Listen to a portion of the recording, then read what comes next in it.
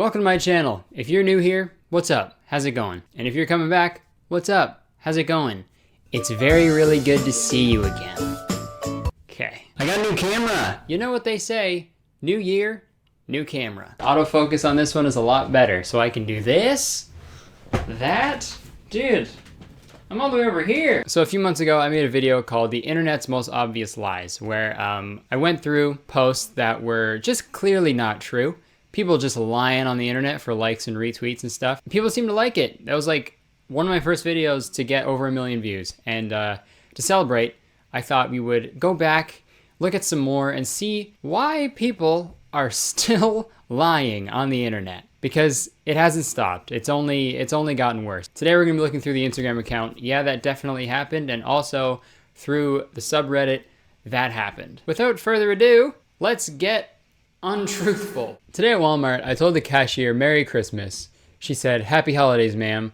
I smiled and said, "You don't have to be afraid anymore. President Trump gave us Christmas back." She started crying tears of joy and said, "Merry Christmas." And then everyone in the store applauded. Okay, the entire store applauded. So you're telling me the two people that had that conversation between the two of them at the cashier, you're telling me someone all the way in the electronics section was like, "Oh, dude, yes."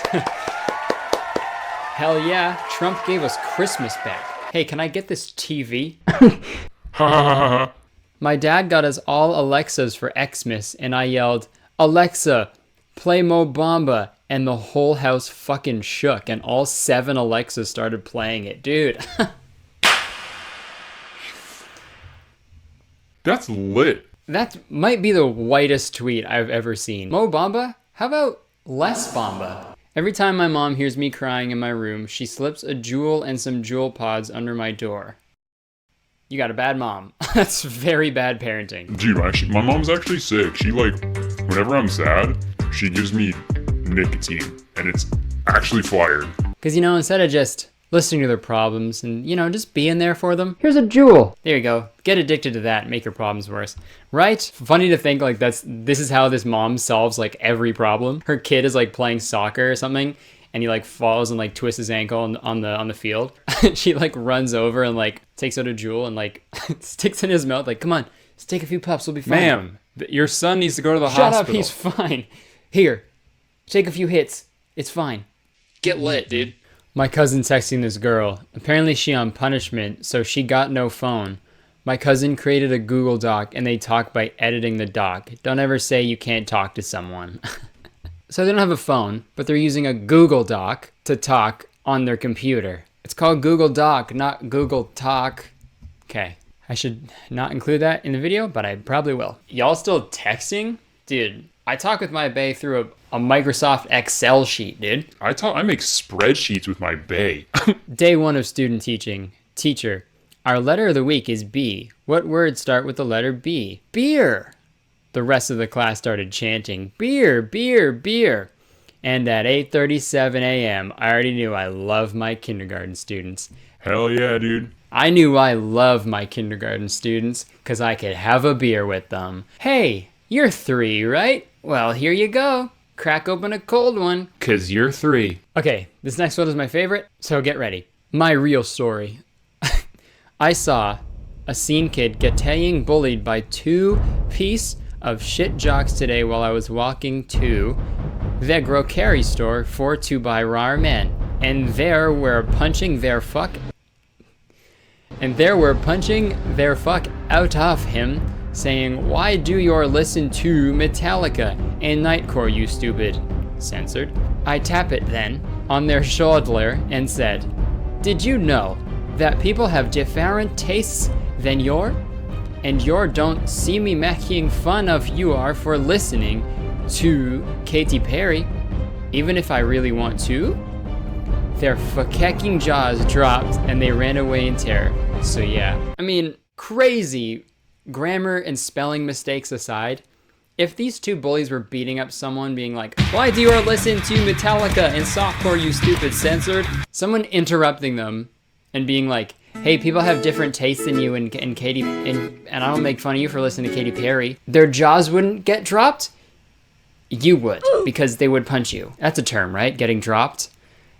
I'm hip. I got 2 of them. I'm so hip. Okay. This bum at the gas station was so shook that I actually backhanded him for calling me a bitch for not giving him one of my cigarettes. See, it's 2019, bitch, and you will respect me. Okay, well, you should go to jail if this is real, because, oh my god, that's assault. It's 2019, dude. I'm gonna hit people. That's so 2019, dude. Crimes? Oh my god. Literally just fervently... Okay, cool. Cool word, fucking soft boy. Literally just fervently applied my chapstick in the dark like I always do. Didn't feel right, so I snapped a pic with the flash on. Oh, and it's a glue stick. If I had a dime, I always keep my chapstick and my glue stick in the same spot. I always keep them in my back pocket. You know, because you never know when you're going to get chapped lips, and you never know where you're going to have to make crafts. And of course, there's no other way of checking it other than taking a picture with your flash on. You couldn't have just held your phone up to it to look. You couldn't have put the flash on. No. You can tell that this person was like using a glue stick and was like, this looks like chapstick. Yo, wouldn't it be funny if someone mixed up the two? I'm going to go lie. Feeling thankful. My 7-year-old daughter. Daddy, why does those black guys all sound alike when they sing/rap? Uh-oh. Me. Because it's not real rap, it's garbage. Daughter, can you put some Tupac and Eazy-E on, please? You got it, baby. Damn, she knows what's up. Hell yeah. There's no way that happened. You're driving, you know, because you don't know what driving means unless I did this motion. You're driving, your 7-year-old daughter from the back seat. She's like, hey Dad, why does the current hip-hop not sound as good as the old hip-hop that you used to listen to when you were younger? Oh, I don't know, daughter, who has totally said that and is real. Hey, can you put on Tupac and Eazy-E? You bet I can do that because this is a real thing that happened and definitely not a way to tell my ignorant opinion about hip-hop. Haha, nice. Your daughter's not asking for Tupac, she's asking for the Baby Shark, okay? And if I'm being honest, Baby Shark slaps way harder than any Tupac song, okay? Sorry. I just opened up my bag of ghost pepper potato chips from Trader Joe's and there's a whole ass potato in the bag. I'm not kidding, an entire potato. I can't even take the bag back because who the hell is gonna believe a full potato was in it? They're just gonna say I put it in there. So not just a whole potato, a whole ass potato. What's an ass potato? Got him. So you're telling me that you picked up a bag of potato chips and didn't feel the huge, hard potato in there, and it's a very, they're heavy, dude. Potatoes are heavy. Oh, chips, my favorite. Oh, weird. What is this? It feels like a big round potato. Oh, must be just a chip. Oh, there's a potato in here. Time to tweet it. Mama, why is the movie called Jurassic World when there are all kinds of dinosaurs from different periods in the movie? Even my 6-year-old knows that this was a mistake. Okay, maybe this happened, but 100% this person wanted to seem smart by tweeting this, knowing a thing about dinosaurs, but they didn't want to seem like a nerd or like someone trying to like brag, being like, oh, I'm so smart. So they were like, even my 6-year-old totally said this. You know, and I agree because I'm also smart like my 6-year-old. Keep it to yourself. You know, who cares? It's a movie, you know? You know what else was a mistake? Chris Pratt training raptors.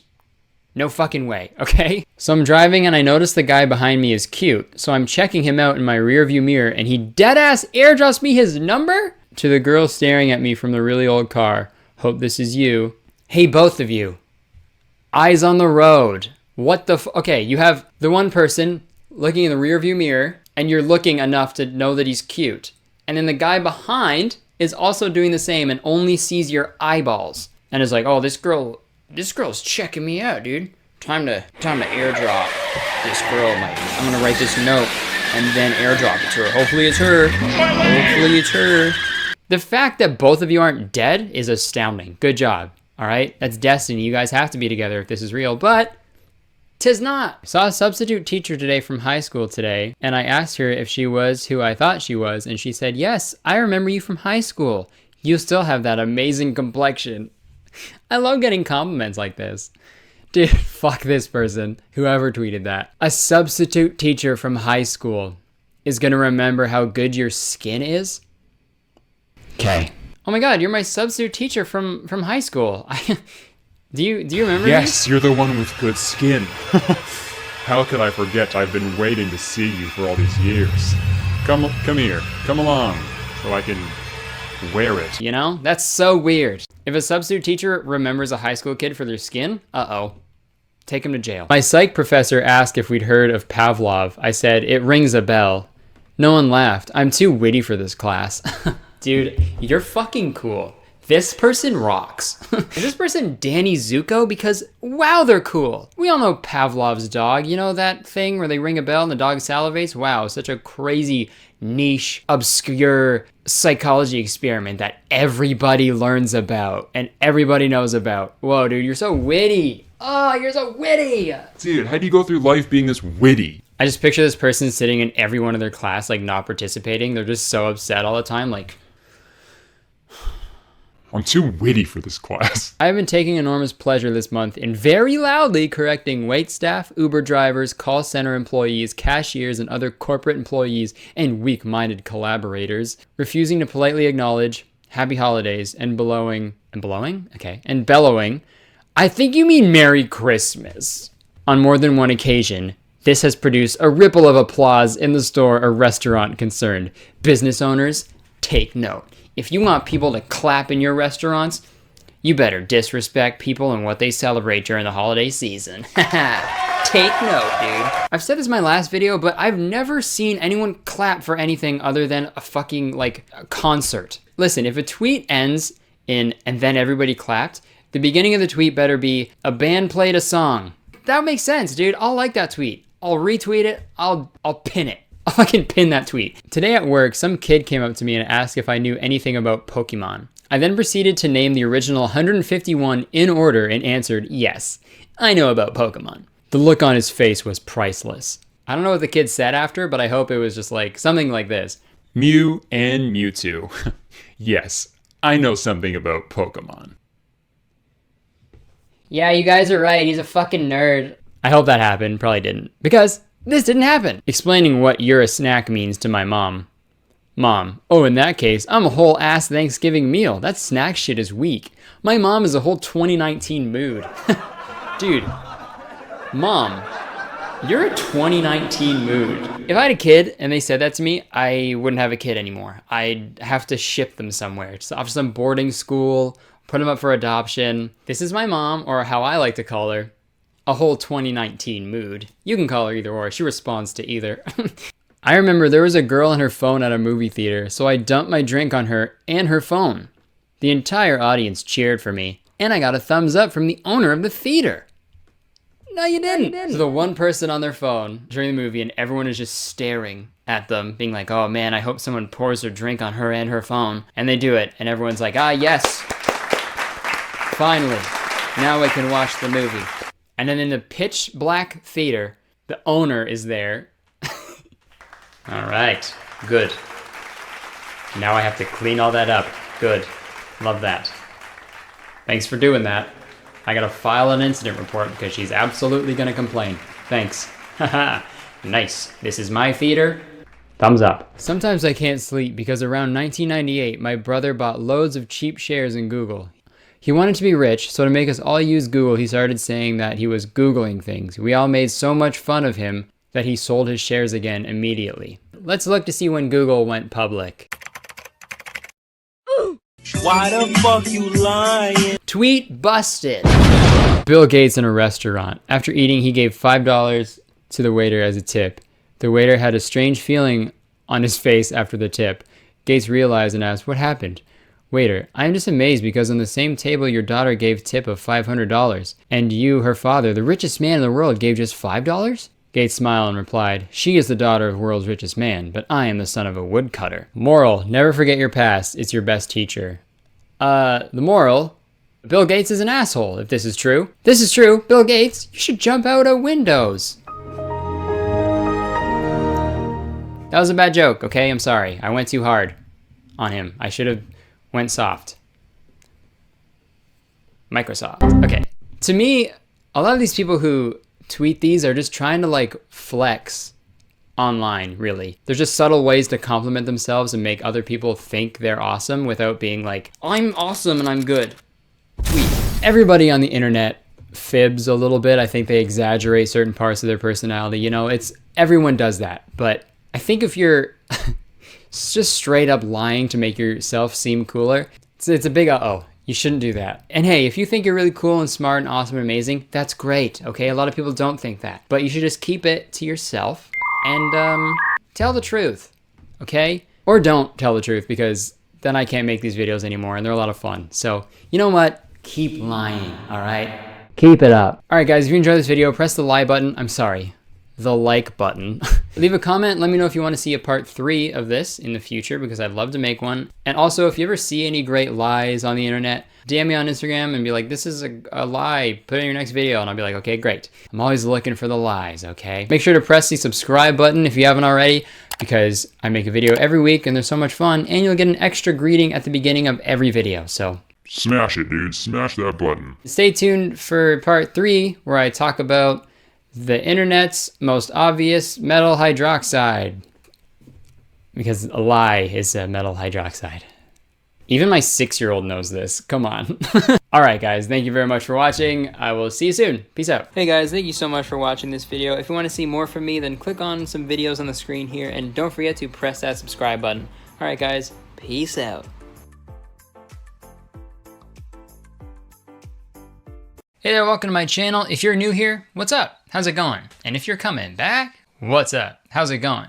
It's really good to see you again. I hope you're doing well.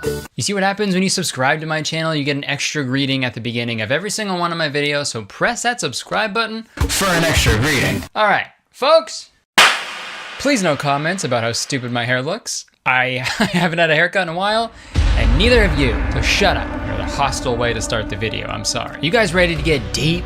Huh?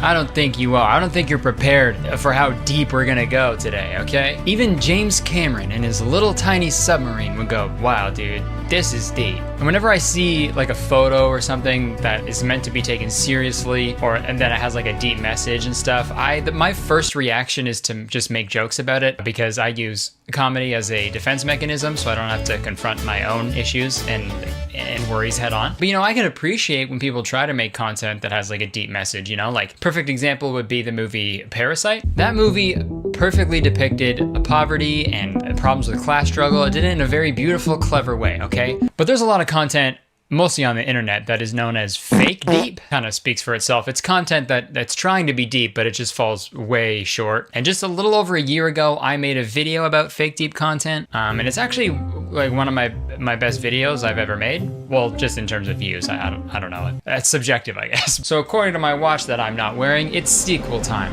So this is Fake Deep 2, Going Deeper. Just realized how gross of a name that is, so let's not call it that. Let's just call it 2. You invade this pristine world, claiming it as your own simply by your presence. You slaughter innocent animals for their hides and their flesh. You devastate the landscape and gouge out the earth to build your monuments to vanity. And yet you call me the monster. Damn, that's pretty deep. Let's see who said this really meaningful quote. Creeper. Oh man. I really hope this is like a parody or just like someone trying to be funny, because if it's not, wow. Whoever made this, they probably fucking use their turn signals when they play GTA, dude. And you can't even do that in the game. That's not even a thing you can do. The controller grew a new button because they're like, fuck, this person is so lame, they need this. They're fucking pushing my buttons. It's just so funny to think like a Minecraft like activist, like whenever they play the game, they don't build anything. They just organize like huge protests. We will not stand for this injustice any longer. We must rename Minecraft to Ourscraft. Fuck nudes. Send me photographs of your aura. Oh, fuck. Look, bae. I said I wanted photographs of your aura, okay? All those clothes you're wearing, making it hard for me to see which color you are radiating. So why don't you just take those off and send me another photo? Because I can't see your orifice. Okay, dude, this next photo, no joke, might be the funniest photo I've ever seen in my whole life. She was a poem, but he couldn't read. Poor Steve Harrington doesn't even know what this meme says. Even if he wanted to read this, he couldn't. She was a poem, but he was a fucking dumbass. When I see stuff like this, it's like, it's so good that it's like, there's no way that they're not joking, right? Because I just can't believe that at any point from coming up with the idea to making it on Photoshop. And at no point they were just like, oh wait, hold on a second. This is the funniest photo I've ever seen in my entire life. At no point did they say that. This format is great though, it's very versatile. She was a soccer ball, but he was the goalie. She was a peanut, but he was allergic to peanuts. She gave him the divorce papers, but he couldn't read. Okay, so you guys understand what fake deep is now after we look at a few photos. I think you get the idea, but I think now it's time we address the elephant in the room. Something huge happened in the world of fake deep since my last video, and that is, of course, the movie Joker. I really enjoyed that movie. I thought it was really well done, but with the release of that film came a lot of weird, fake deep, inspirational photos featuring the Joker. But while I was looking for these fake deep, inspirational Joker pics, I stumbled across a very weird side of YouTube that's dedicated to these Joker quotes that obviously aren't actual quotes from the Joker, because obviously the Joker never said, bro, texting to lots of girls will make you a stud, not a billionaire. I don't remember that in any Batman movie, but there's a whole community on YouTube that unironically makes video montages of fake inspirational Joker quotes set to trap music. I am not joking. This is a real thing that's going on. Let's watch this one. It's called 17 Breakup Motivation Joker's Quotes, Inspirational Quotes to Help You Through a Breakup.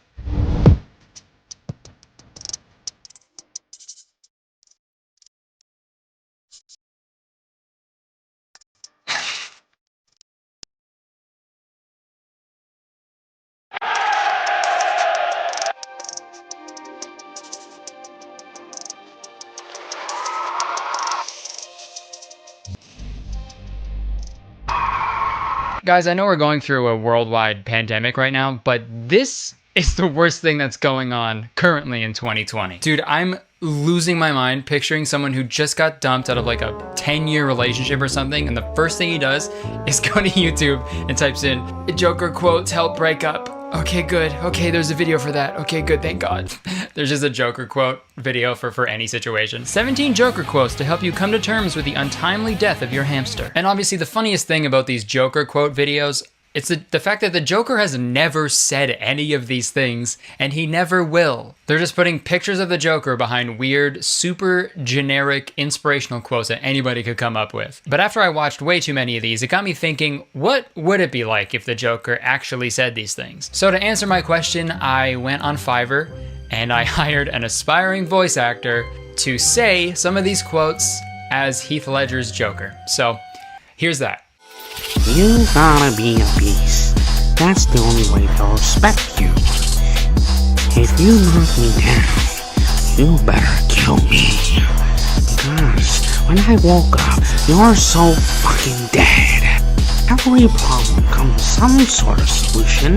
If it doesn't have any solution, it's a girl. Me chasing you, bitch. Read it backwards.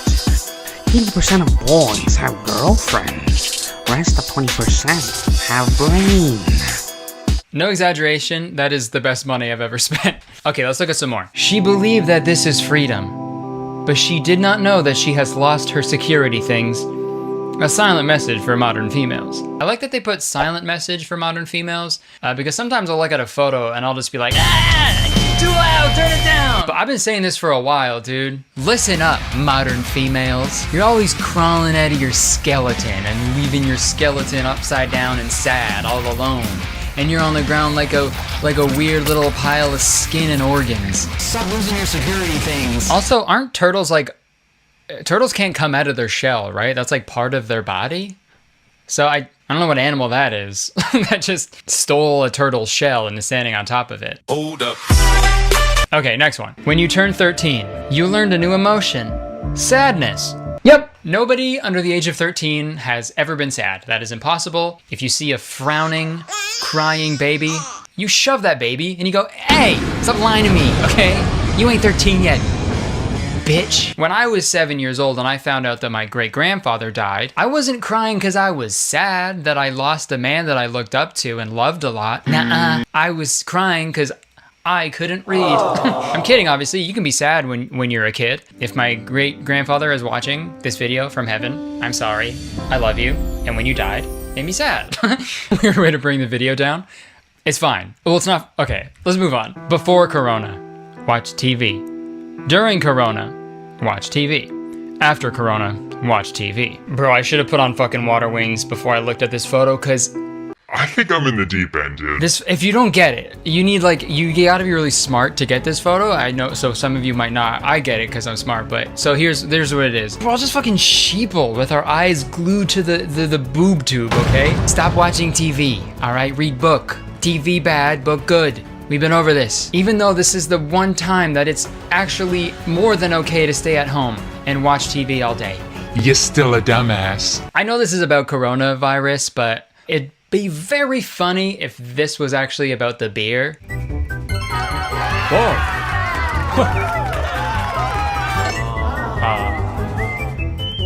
Whoa.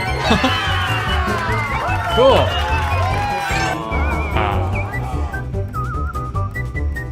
Whoa!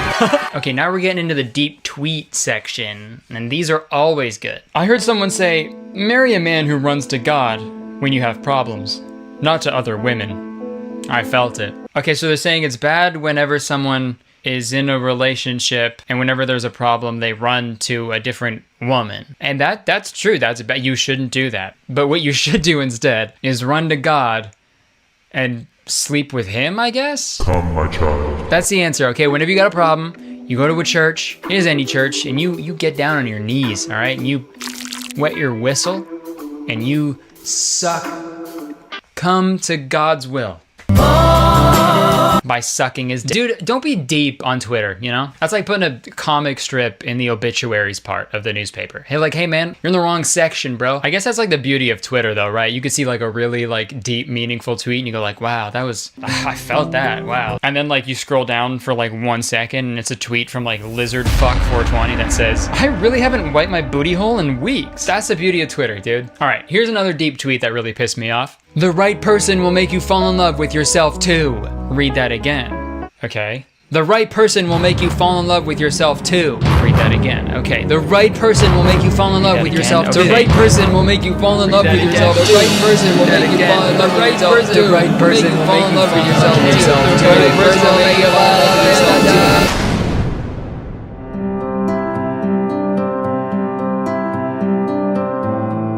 Hey, it's me, Kurt. Those tweets really bug me. I've seen so many tweets that end with, read that again. Hey.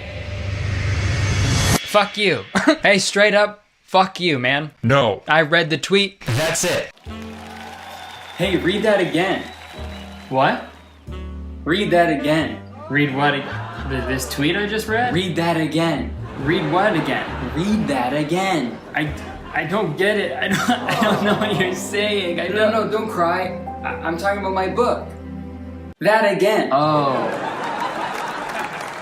I can't read though. Yeah, me neither. Okay, I feel like if we're gonna talk about fake deep content, we gotta talk about the king, Noah Centineo. There was, of course, that really deep, profound speech that he had at the People's Choice Awards. And before I go, I just want to say it matters not what you've done, but what you do with what you've done for others. In his defense, I think award show speeches are inherently awkward, but you really only have to say, thanks, see ya. I don't really know what he was trying to say here, right? It matters not what you've done, but what you do with what you've done for others. So let's dissect this, okay? Let's figure it out what he means with an example. It matters not what you've done, okay? So say you just gave 20 bucks to a homeless guy. That doesn't fucking matter, dude. That doesn't mean shit. Okay, it matters what you do with that homeless man for others. This is what Noah Centineo is saying. Do not give money to a homeless man unless you are prepared to open a small antique shop with that homeless man and provide antiques to the local neighborhood. That is the translation of Noah Centineo's speech. And I'd have to disagree. Noah is really the epitome of fake deep. Like, I don't really know what goes on in his head, but let's read one of his recent Instagram captions. The immaculate attention you give to surfaces under those rocks that most of us just skip across the lakes of our viewers' minds without a thought other than how many can I get? That's why I would love you, whoever you are, whenever you are. Bro, I swear he has just a hat full of different words that he could possibly use for a caption, and he eats the little pieces of paper one by one. He waits a while, shits them out, looks in the toilet bowl, and whatever words are in the poop, he's like, yep, that's my caption. Because that is no joke, literally the shittiest caption I've ever read. And I'm not alone here. The comments on this are ruthless. What? I think he's trying to communicate. Maybe if we put him in rice. Hey man, they hated Jesus, so who am I to say? You gonna show me how you squirt or what? Yes, I am Squirtus. All right, we'll finish this off with a couple videos that I found on TikTok. I don't even know what to say to introduce them, so let's just watch them. Help! Help! Why no one can hear me? I can feel something down there. Wow. Okay, so the moral of this, the takeaway, no one cares about you unless you turn into a shiny little rock. Then people will pay attention to you because they feel something down. How did he feel that? This account just does these videos, that's it, and they're all bonkers to say the least. Help! Help! Come up! I find a way to save you. I can feed the crocodile with the elephant's nose. Ah! I'm really sorry that I'm subjecting you guys to this because now you're only going to be thinking about these for the rest of time. But I guess the lesson here is never chop an elephant's nose off because an elephant never forgets. And also you'll fall into a pit and die. Thank you. Wait, antlers. Give me your antlers. Oh! Wait, skateboard. Give me your skateboard. Like, where on earth does this take place, right? Where an animal is just like, don't worry, I'm a bridge first and a gazelle second. Here you go. That's why bridges like collapse sometimes, right? Cause they ain't gazelles, bro. That's what we need. The famous Golden Gate Gazelle. The Gazelle to Terabithia. I guess these are actually like literally really deep because every single video features someone falling down into a deep bottomless pit. So they took it pretty literally and I respect that. Okay, I think that's all we'll look at today. I think I learned too much. I'm too smart now, so I gotta go lay down. Nice. All right, that's gonna do it for this week's video. I hope you enjoyed it. That was fun, man. I forgot how funny those fucking photos were. So yeah, if you enjoyed the video, please press that like button because believe it or not, one like equals one gazelle bridge that I will build with my bare hands. Comment down below, let me know what you thought of the video. If you want me to do a part 3 in another year, I guess. And yeah, press the subscribe button because once you press the subscribe button, you become a valued citizen of Kurtistown. If you didn't know, Kurtistown is the best place to live in the world and I'm the mayor, so you have to be nice to me. It's the law. All right, that's it. I hope you enjoyed the video. I have to go though. I gotta go open up my small antique shop. So, see ya.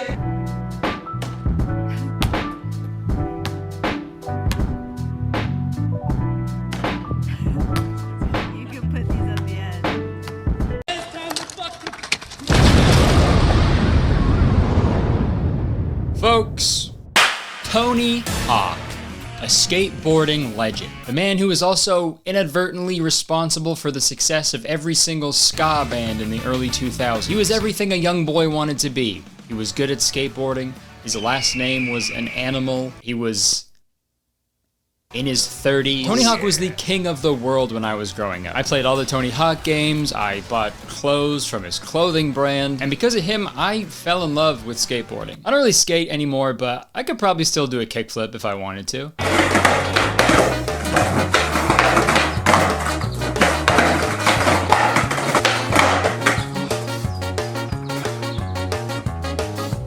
See? But Tony Hawk pretty much brought skateboarding into the mainstream, which in turn created a lot of potential money-making opportunities for a lot of people who wanted to use the Tony Hawk brand. Which brings us to the topic of today's video. So we know Tony Hawk had a beloved video game franchise. He had his own tour, amusement park rides, YouTube channel, and many more business ventures tied to his name. But did you know, in 2006, Tony Hawk released an animated film titled Tony Hawk in Boom Boom Sabotage? Well, it's true. And spoiler, it's not good. The movie had a very low budget, and you can pretty much tell by the, I don't know, what's the word? Cursed animation style? Yeah, Tony Hawk is famous for being the first guy to do a 900. And coincidentally enough, 900 was also the number of dollars they were allowed to spend on Boom Boom Sabotage. Also, a little fun fact before we get into the movie, A boom boom sabotage is what I do in my toilet every morning. And dude, I wanted to make a video about this movie like last year, like shortly after my Pinocchio movie. But the Pinocchio movie is about an evil circus, and so is Boom Boom Sabotage. So I felt really weird making 2 videos in a row about evil circuses, or circi. You know, I didn't want people to think that I'm only gonna talk about evil circuses on my channel. Unless you guys want me to, I don't know. I'll do whatever you want. Also, I'm already getting pit stains on this gray t-shirt, so I'm gonna change. And also another weird coincidence, I ended my last video with a Tony Hawk reference, and now I'm making a whole video about Tony Hawk. I'm not only gonna make videos about Tony Hawk now, trust me, that was not planned. But hey, neither was I. Let's talk about Tony Hawk in Boom Boom Sabotage. So the movie opens up on some exposition about the town where this movie takes place, Lincolnville. And this town was unlike any other. Lincolnville was the first town designed as both a livable community and a fully functional amusement park. Yeah, it's a town and also a theme park. That sounds like a fucking nightmare, dude. You gotta take a roller coaster to work every morning? No thank you. And have you seen the lineups for bathrooms at theme parks? They're not long enough. So this town was created by Larry, this like circus leader, and his cousin John, who is now the mayor of Lincolnville. There's this big fallout at one point between the two, and John got rid of Larry's circus. So now Larry and all his circus people live just outside of Lincolnville together. And this is like the first annoying part of this movie already. If your circus was shut down in Lincolnville, go somewhere else. You know what I mean? Like, not to sound like a hustle, like grind set bro, but like fucking figure it out, dude. Like, it's so crazy to get your circus shut down and then just like sadly sit around afterwards. Like, imagine getting fired from McDonald's and then every single day you go back to the McDonald's and just sulk in the parking lot, dude. Like, that's so embarrassing, man. Like, just the thought of that makes me grimace. All right, guys, it's finally time for what we've been waiting for. Skateboarding. Yes! Yes! Okay, I will say this. The best part of this movie is actually all of the skateboarding scenes, because when I was researching this movie, I learned that the thing that they spent the most time and money on was the motion capture for these skateboarding scenes. So the skateboarding looks incredibly real in terms of the animation, which is really nice because everything else in this movie looks fucking terrifying. It's like, yeah, motion capture all you want, but if someone looks like that, well then how about you capture the motion of me ripping my eyes out? And this scene right after the montage is really funny because it cuts to Larry having a meeting with John about letting him have his circus back in Lincolnville. Even if it's one show each Saturday night. No, Larry. They make it Sunday night. No. They start arguing a little bit, and just when it starts to get really heated, it cuts back to just more skateboarding. Nobody! Wait, cousin, what about that too? What the fuck, dude? It's like in the writer's room, they were just like, oh my god, there's like a whole page of dialogue that doesn't even mention skateboarding once. Tony's gonna peck my fucking eyes out. Yes, sir. So now we cut back to Larry and John's argument, and John tells Larry that his circus cannot perform because Tony Hawk is in town for his Boom Boom Huck Jam, which is the real name of the tour that he put on. Tony Hawk's Boom Boom Huck Jam is coming to McDonald's. Larry is understandably pretty upset about this, so he steals John's toupee and rides away on a penny farthing. And yes, that is what those are called. So now we cut to the skate park. This is where we meet the main characters. We've got Cud, Kit, Sage, Switch Mitch, and Jesse. And fun fact, the dude who does the voice for Cud also does the voice for Clank in Ratchet and Clank. Wow. And he voices a ton of other characters too. He also played Hugo in Barbie as Rapunzel. Not everybody would do that, okay? One would say that takes a lot of balls. We've also got this old guy, Frank. He owns the Civic Center where Tony Hawk is going to be performing, and he also built that skate park. And he's like best friends with all these kids for some reason. Hey, Frank, how's it going? And the final main character, we've got the one and only Tony Hawk. Yes! Hey guys, I'm Tony. Yes! So now we get yet another skating montage, but this one features Tony Hawk. Wow. Awesome. Wow. Also, dude, I feel like anytime I see Tony Hawk in, like, media, he's always fully decked out in total safety gear. Even if he's, like, skating flat ground, helmet, elbow pads, knee pads, he keeps that shit on, dude. He got that shit on, though. Even when he's in the fucking bedroom, I bet he keeps that stuff on. Did you bring protection? Oh, you bet I did. Check it out. No, I mean condoms. A condom? Okay. I'm Tony Hawk. You know how many times I've sacked on a rail? My balls have been pounded down to a smooth, smooth paste. You could poke a hole in my beanbag and squeeze my nuts out like pudding. Now give me a kiss, sweetheart.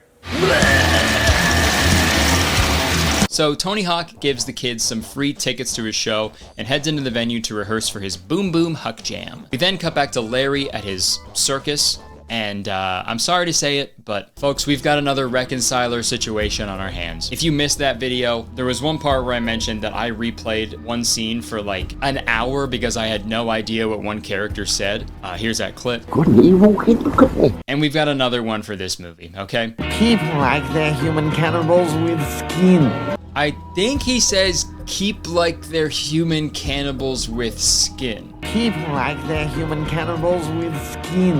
And to that, I have but one question.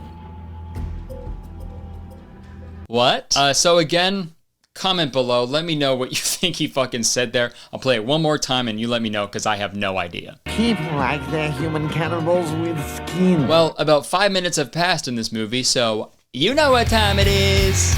Skateboard montage o'clock! But this one actually ends with a pretty gnarly bail from Tony. Oh, that was harsh. Oh my god, dude, looks like he's fucking stuck in a glue trap, dude.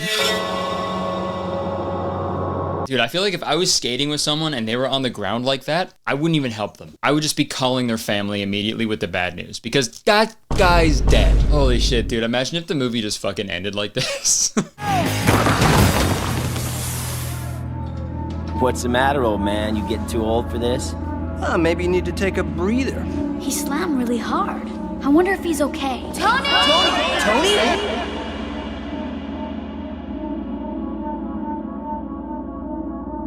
He doesn't, don't worry. Miraculously, he actually gets up and he walks off to try the trick again. If I pull the next one, you gotta try one in panties. But he never comes back. Tony? Where are ya? And this worries the children, so they go off to look for him. They find his board outside, so they go back to tell Frank, but he obviously doesn't believe them. We think Tony Hawk's been kidnapped. Tony's fine. He's just heading back to the hotel for some shut-eye. Because this is a kids movie, and the adults never believe the kids in kids movies, okay? A child could literally be on fire, and an adult would be like, I just don't think that would happen.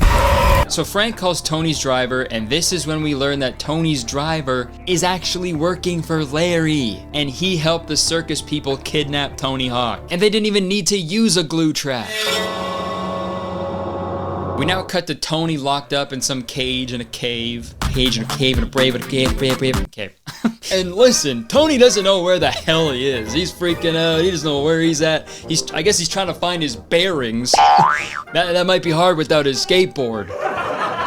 Bearings are like the little things in skateboard wheels. That was a really funny joke, trust me. Well, the famous Tony Hawk.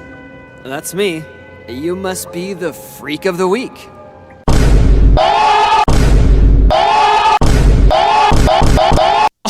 Yo, chill, Tony. You must be the freak of the week.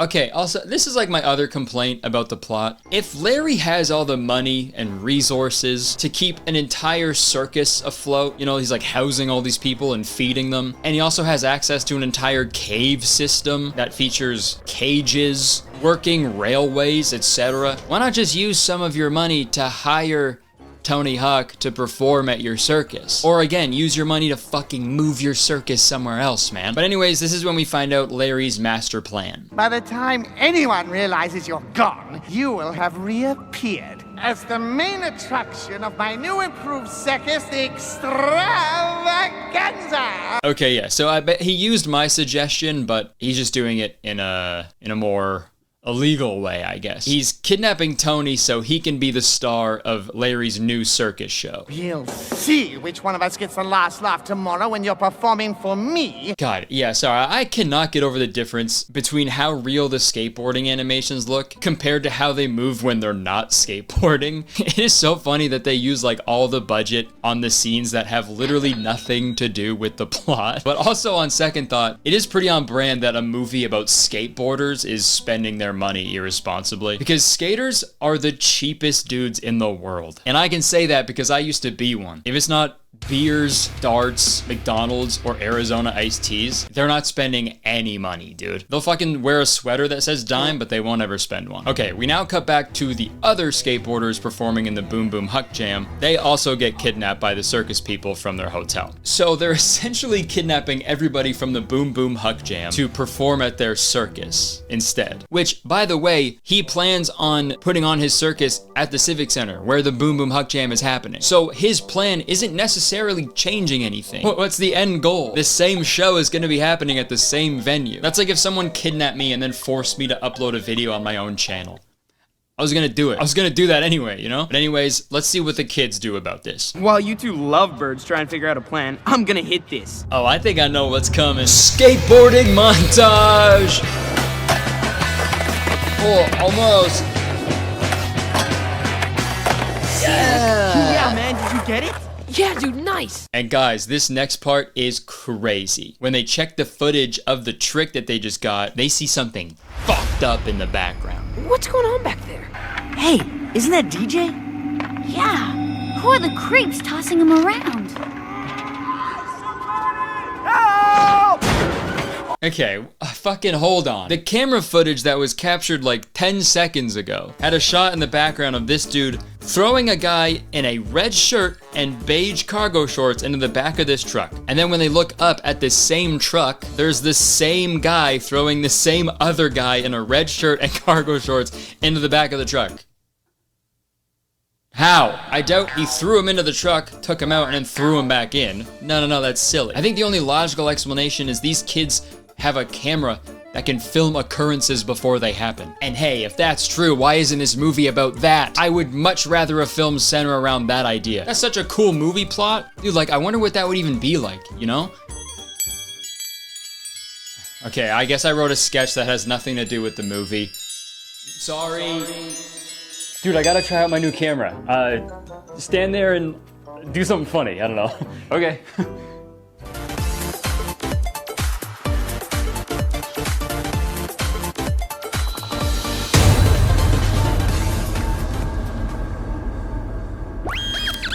What the fuck? No, it's okay, I'm not an actual robot. What's wrong? I saw in the camera that you were gonna do the robot before you did the robot. Well, to be fair, I always do the robot. That's not impressive. Do something else, I gotta try this again. Okay, man.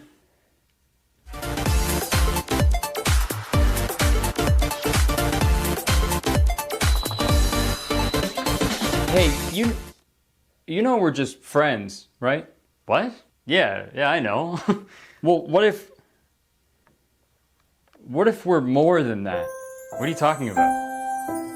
Aww. Hey, babe. There's my beautiful supermodel wife. Sorry about that. I thought I saw you and I kissing on the future camera. I guess your wife looks a lot like me. Really? I don't see it. Wait, hold on. Did you say future camera? Can I see? Okay, yeah, check it out. Okay.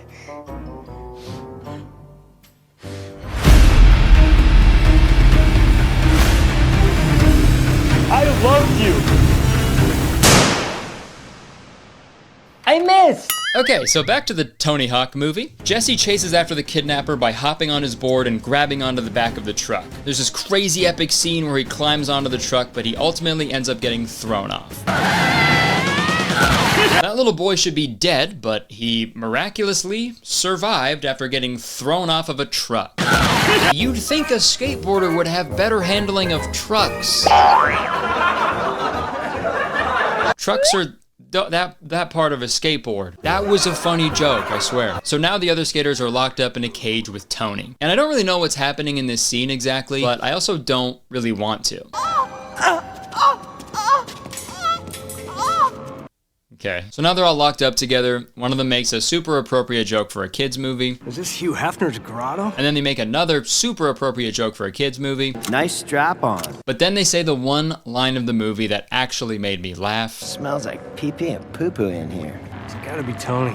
No, seriously, why does it smell like caca and wee-whiz in here? That's fucking hilarious. I don't care. So now we cut back to the kids. They saw where the truck drove off to, so now they know where the circus's secret hideout is. So they make their way there to save Tony. But not before another sick skateboarding montage. And like, hey guys, the skateboarding is cool. You're all really good at it, but a man's life is in danger. Can we try not to get fucking clips on the way to rescue him? Like, how about you guys just skate there normally? Don't do fucking no complies on the way, dude. Tony is no complying to his capture. Like, go save him. Why are you guys shredding? Bro had the audacity to put his hands behind his head mid-nose manual while he's on his way to save a kidnapping victim, dude. You fucking asshole. Think about how Tony Hawk feels right now. That's what waterboarding is? I thought you were talking about surfing this whole time. What the fuck? Whatever. Torture me all you want. My new friends are gonna be here any moment to come rescue me. Okay, so they finally find Larry's secret base. And dude, this might be one of my favorite scenes that I've ever seen in any movie. So I'll just play it. So you find anything? Nothing. Look!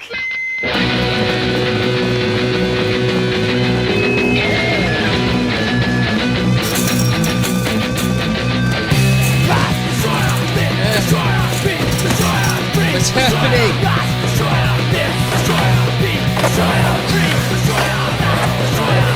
Okay, mind you, there was just a huge like 5-minute long skateboarding montage. And then when they finally get back to the plot, they're asking if they see anything, and then Jesse says, "Look!" So you'd assume they see Tony Hawk or something, right? But no, it goes right into another 5-minute skateboarding montage.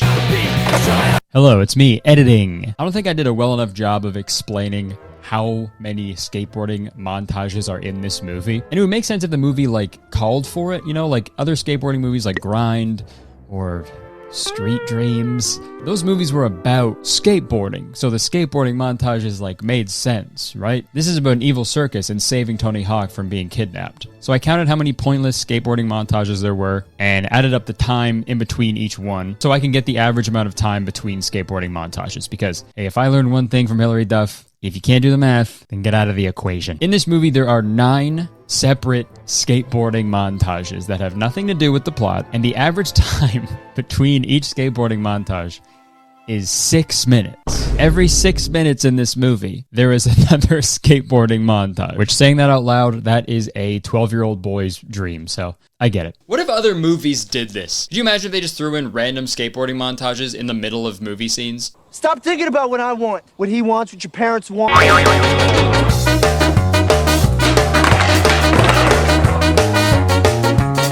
It's not that simple. What do you want?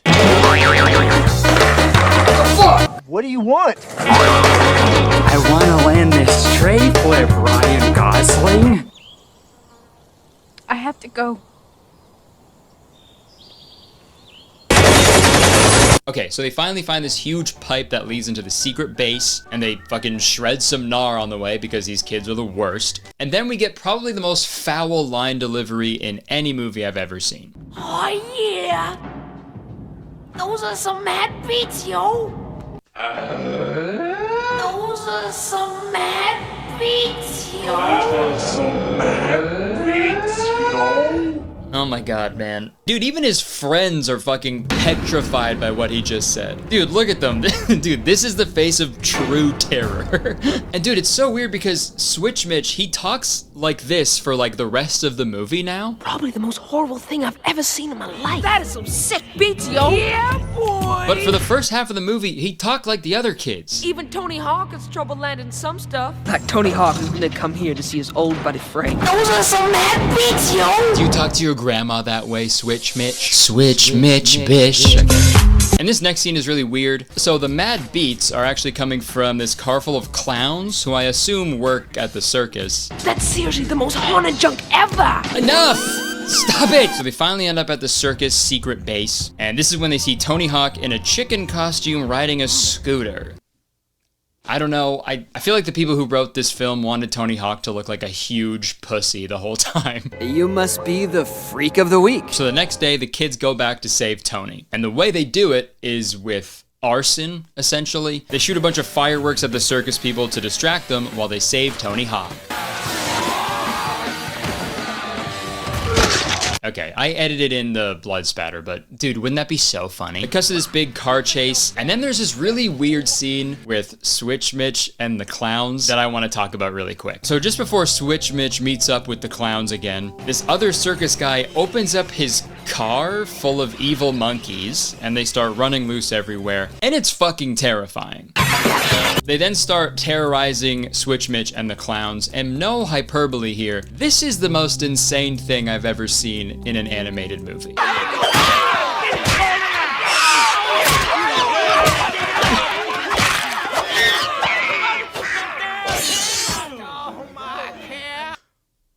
What the fuck? Dude, I can say with confidence, that is not the first time Switch Mitch has killed little animals. Those were the punches of a future serial killer, dude. That's why nobody calls him out on the way he talks, dude. They know what he's capable of. Also, dude, the monkeys weren't even like harming anybody. They were just jumping around like making noises and shit. And that was enough for Switch Mitch to kill all of them. You fucking beat those monkeys to death, man. Those are some mad beats, yo. Okay, so now it's time for the big finale. They all make it back to the Civic Center. There's this big awkward fight scene where a bunch of crazy random shit is going on at the same time. And I actually didn't edit that in. That's in the movie. And I'm lying. Wouldn't that be so funny, dude? But there's one little shot that I didn't edit into the movie that I would like to highlight. All right, now let's slow that down a little bit. Dude, who the hell is in the audience? Ghosts? What the fuck? This is terrifying, dude. The audience members are the ghosts of the innocent people that Switch Mitch has killed. So anyways, Larry bails on the big ramp and he gets taken away to jail. And now the movie ends with Tony and the gang performing at their Boom Boom Huck Jam, which they pretty much were already doing. And that was the movie Tony Hawk in Boom Boom Sabotage. I know this movie is very old and also for children, so maybe it's a little weird to make fun of it as a 29-year-old in the year 2023. But I was like 12 years old and a skateboarding fanatic when this movie came out. And I know for a fact that even 12-year-old me would be like, this fucking movie sucks balls. Like, it kind of just felt like an hour-long Tony Hawk video game that I couldn't even play. So I give Tony Hawk in Boom Boom Sabotage a 0 out of 50-50. Alright, that's it. Thank you so much for watching this video. If you enjoyed it, please press the like button because believe it or not, 1 like equals 1 monkey that I will save from Switch Mitch's wrath. Leave a comment, let me know what you thought of this movie. Let me know if you've seen it or remember it. Also, press the subscribe button because as soon as you do, you become a valued citizen of Kurtis Town. If you didn't know, Kurtis Town is the best place to live in the world and I'm the mayor, so you have to be nice to me. It's the law. Alright, that's it. I would stick around, but unfortunately I have to go. I have to go make a Boom Boom Sabotage. Okay, bye. Wow! Good boy! What's up, guys? Welcome back to my channel. If you're new here, hello, how are you? And if you're coming back, hello, how are you? It's good to see you again. See what happens when you subscribe? You get a whole other greeting. Press subscribe button for an extra greeting. Well, don't I fucking need a haircut? Jesus Christ. Jesus, don't I? Yes, you do. Today, we've got a video. And this isn't just any video, okay? This is monumental, really. So I got Instagram, you know? I'm on there sometimes, and I see these people that are trying really hard to be funny, and they call themselves Instagram comedians. Dude, like, still, it's crazy how, like, no one has talked about these people before, but I think it's time that we address this and really just get to the bottom of it and just, you know what, just see what they're all about. Sarcasm. Wow, good joke, dude. I don't know why these Instagram comedians keep making these videos, you know?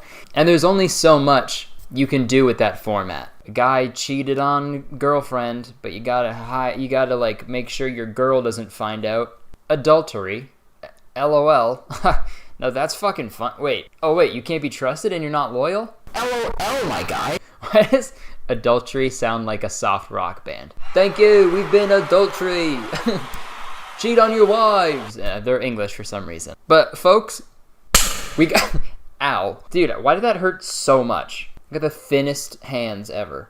Wow, skinny legends these are. Someone sent me this Instagram account, and folks, we're in for a goddamn ride. Hey, I can't tell if this Instagram account is an Instagram account or a gosh dang roller coaster, dude. Because every time I'm on it, I'm like, okay, well, this is a ride, isn't it? Because that's what you say when you're on a roller coaster. You don't scream or have fun. You just say, well, this is a ride. Okay, so their name is Tracka Bang Bang. Public figure, obviously. Director, action director. Pretty redundant. Just say director. Chef, food chef. Currently in Los Angeles, YouTube. Just put director, LA, YouTube. There you go. You know, simplifying fractions? I'm simplifying bios, baby. I'm a mathematician now. We're gonna go through his page, because it's really something else, but I want to show you the video that I first saw from Jordan Tracka, and it's fucking crazy. So let's give it a watch. Thank you so much. I had a great time. The classic catch-22, you know? You know when your girl is like, isn't that girl beautiful? And you're like, my girlfriend is setting me up in a trap, dude, because our relationship is a constant battle between us, and we don't get along, so we do this to get at each other. See, and so we can always one-up each other because we're both unhappy, and that's the only way we can communicate with each other. LOL. Imagine I say no. She's like my sister. Jesus Christ, man. Holy shit. So this is the premise. Two girls, the one girl was a friend. No matter what I say, my girlfriend is gonna abuse me, so I'm gonna kill her. And not only kill her, but tie her up, put her in the back of a trunk, and explode the car. And not only that, but put on sunglasses as you're walking away and with a beat drop. When people put on sunglasses and walk away from an explosion, it's to be like, yeah, I fucking finally did it. It's crazy, it's done. What a cool fight that was. But all that happened was your girlfriend asked your opinion on someone, so you blew her up, dude. Cool guys don't look at explosions. They blow things up and then walk away. So that's who we're looking at today. I'm very curious to see what people are commenting on this. I'm gonna hope that it's, hey, this is crazy. This is a big uh-oh, buddy. Happened all the time with me. You know, I'm married. Married life, you know? Nothing like hit and detonate on your bae. Date night? More like detonate night. That was a stupid joke, sorry. Just such a fucking weird premise. Like, first off, the whole premise is hack. It's been done fucking millions of times by these Instagram comedians or fucking action directors or whatever they are. And then second of all, what you did with the punchline, it's just downright scary and murderous.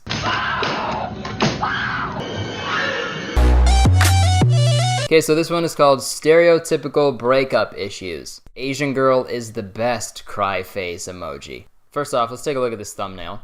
Holy shit. The time for subtlety is just fucking out the door. We're done that. I'm an action director. Here's an ass.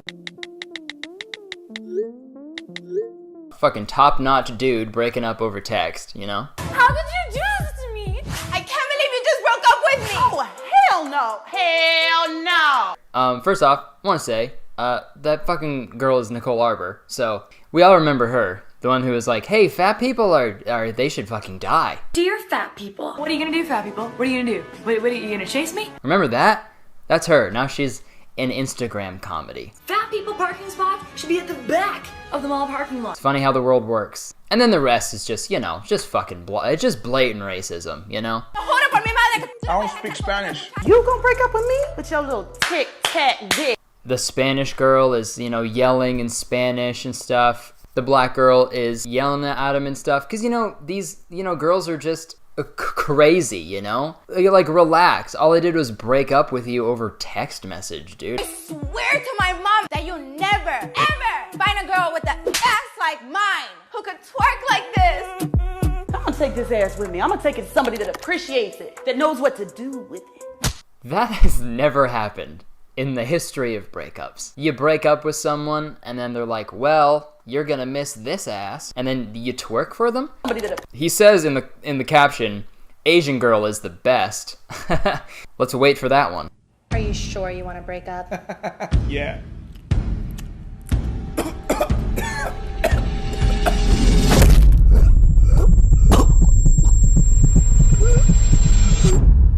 나는 널 죽일 만큼 사랑해. What the fuck was that? Once you go Asian, it's a no exit situation. Was he trying to rhyme? That doesn't really even rhyme, really. Still doesn't make it okay, even if it did rhyme. What the fuck was that? What was that? Hey, what the fuck did I just watch? I usually have something to say about everything I see, but I'm baffled by that. Let's go in the comments and see what people are saying about this awesome video. Get it, girl, that's how you do it. Yes, fucking poison your boyfriend. Fucking commit murder. Yes. Slay, literally. Slay him. This is a good one. I really don't like this account. Fucking you and me both, dude. Next video is called How to Keep Your Girlfriend in Love. That's a classic problem everybody has. And, you know, the first thing you should do is go to an Instagram comedian to find out how. Okay, hold on real quick. If you want to keep your girlfriend in love, you probably shouldn't be wearing a fucking Majora's Mask fitted cap, dude. It's a great video game, but fucking not on a hat, dude. Est-ce que tu me trouves mignonne? Non. Mais t'as envie d'être avec moi? Non. Mais tu m'aimes bien? Non, non. Et si je partais, est-ce que tu pleurais? Non.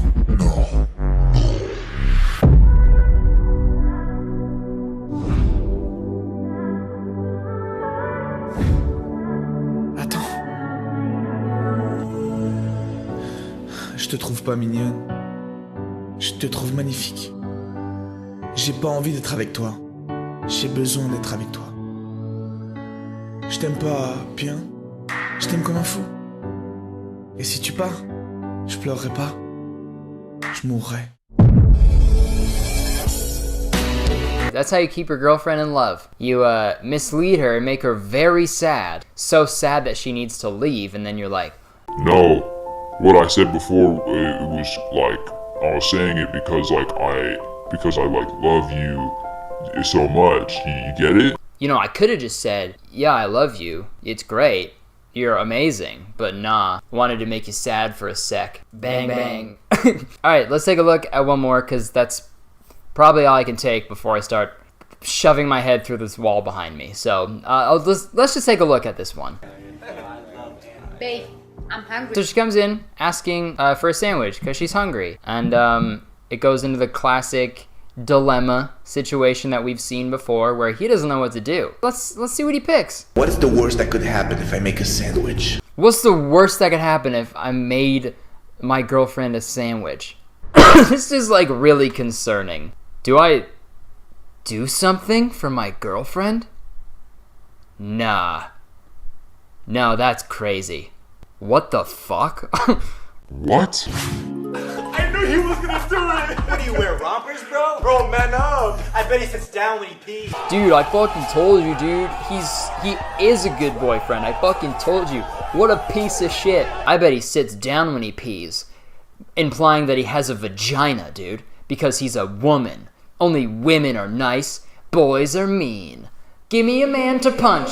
You're lying to yourself if you've never sat down to pee. Dude, sometimes I wake up in the morning, I don't want to fucking stand up and pee. Dude, I'll fucking pop a squat. Especially if you're pooping, dude. Are you gonna poop, finish your poo, stand up, turn around and pee, and be like, yep, this is what men do.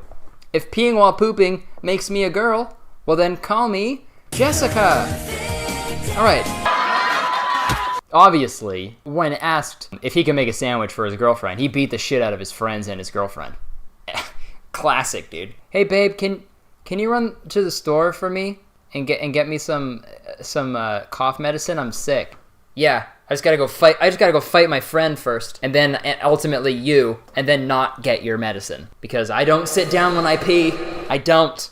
All right? Who wants to fucking fight? That's this guy's answer to everything. If you have a crazy dilemma, which isn't that crazy. Could have just fucking made her a sandwich. But hey, if you have any sort of dilemma where your fragile masculinity could be compromised, you either kick the shit out of your friends or detonate your bae. Okay, I know so many people have made videos about Instagram comedians. I don't think that should ever stop, okay? Until they're done making that bullshit on there, this needs to keep happening, okay? People need to be calling this shit out because it's bad. It's so bad. And you realize how, like, that guy, like, the man, the fucking Like the fucking man, dude. He's always in the right, no matter what in the video. He's always right, and the girls are always hysterical, crazy. Even when he's blowing him, like, a girl up, he's like, I'm fucking cool, dude. Check out my fucking sunglasses, dude. And then people laughing at that shit, and they're like, yeah, dude, girls are crazy, dude. Like, guys are always right. It's subconscious, but if people keep seeing shit like that, it's gonna affect the way they see relationships. And it's not a good way to go about relationships.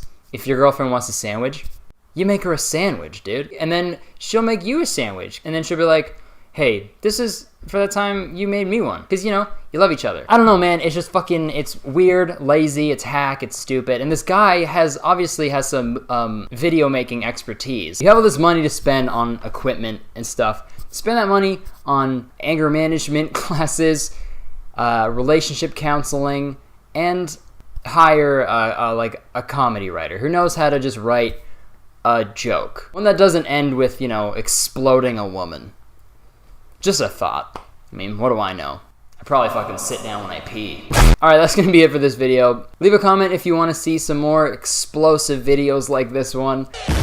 And press the like button if you enjoyed it. And also, don't forget to press the subscribe button, dude. You can't forget about that one. You get an extra greeting with every video if you subscribe, so that's pretty amazing. And I make videos every week, and they're just the most fun, dude. Also, check the description for all my stuff, my Patreon, my podcast, my Twitter, Instagram, all that fun stuff. It's all in the description, so check it out if you would want to see more content from me. Other than that, keep it real, and never make a sandwich for your girlfriend. See ya. Fuck yeah. Bang bang. Alright, see ya. Hey guys, thank you so much for watching the video. If you want to see more from me, just click on some videos on the screen there, and don't forget to press that subscribe button. Alright, peace out. Hopefully I'll see you around.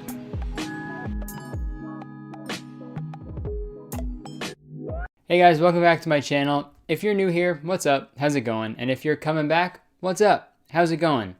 Very good to see you again. Real quick, I want to say thank you for 1 million subscribers. That's honestly very nuts. I never thought that this would ever happen, and I'm very, very lucky and appreciative of all of you. So thank you for everything. I mean, I don't think it's because of the content or anything, or me really. I owe it all to the extra greeting, I think. So thank you for appreciating it every time I give one. So it really means a lot. So seriously, thank you so much. Curtis Town, we're like a Curtis country now, dude. But that's never happening, all right? Curtis Town forever, with the eternal town.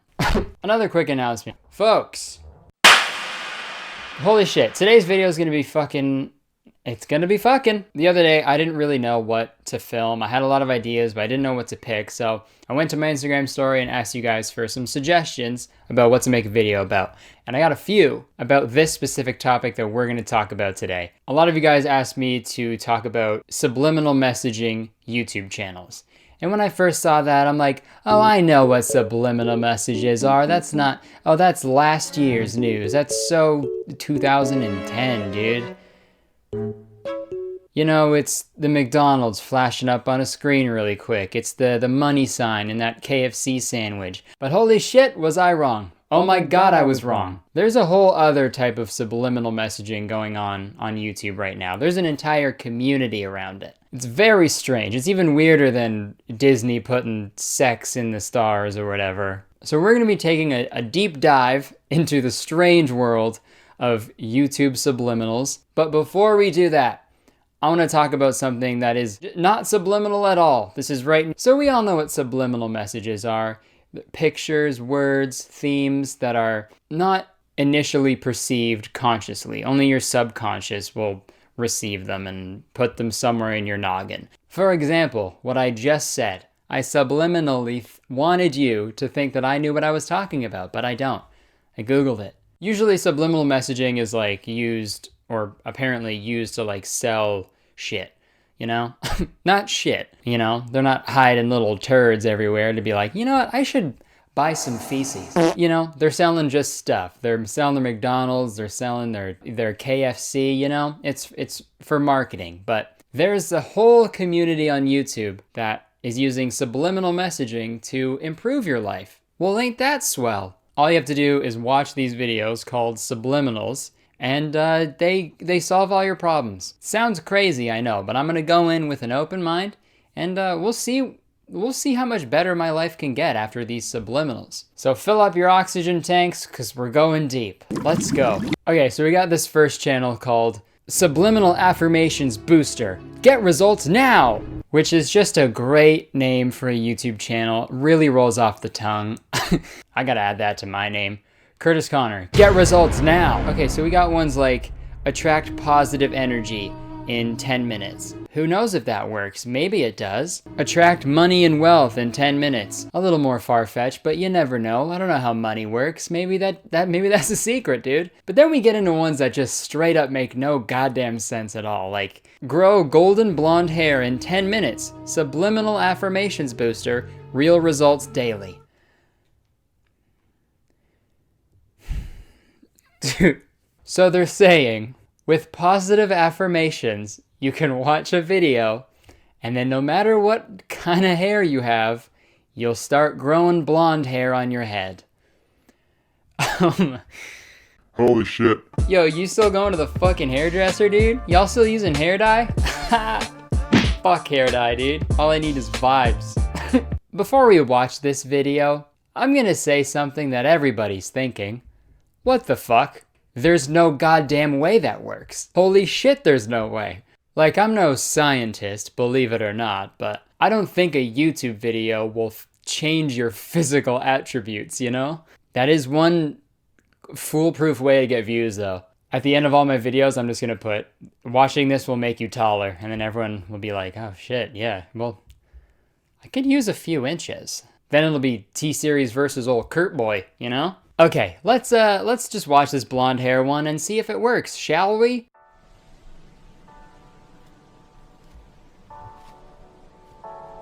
Nothing's happening so far. I can see myself in the viewfinder. Hair's still brown. Oh, you gotta be fucking kidding me, man. Dude, the whole video is 10 minutes of the same close-up picture of blonde hair with some calming music in the background. Holy shit. Dude, there's no... Oh my god, man. Let's check out the description.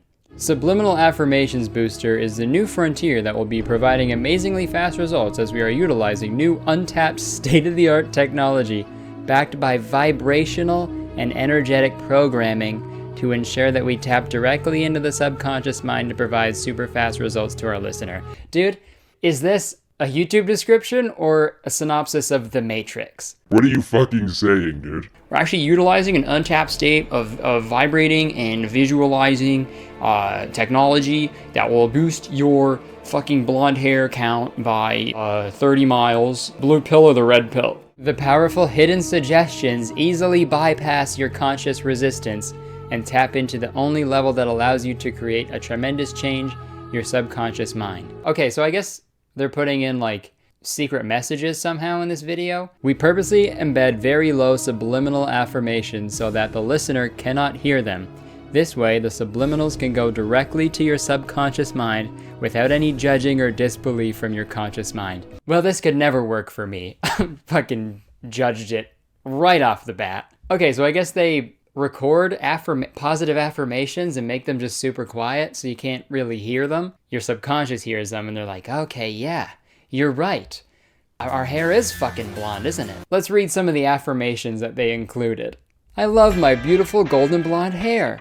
I am growing beautiful golden blonde hair now. Oh, dude. No one's ever said that. Hey, blondies out there, you ever just sit in an empty room on just a chair and just grow your hair and you say that? I am growing beautiful blonde hair right now. My golden blonde hair is regrowing. They are growing as I breathe. All results from these subliminal affirmations are permanent. Okay, so it didn't work when I just like skimmed over it. So I'll watch the full thing and then maybe by the end of it, my hair will be blonde. Let's take a look.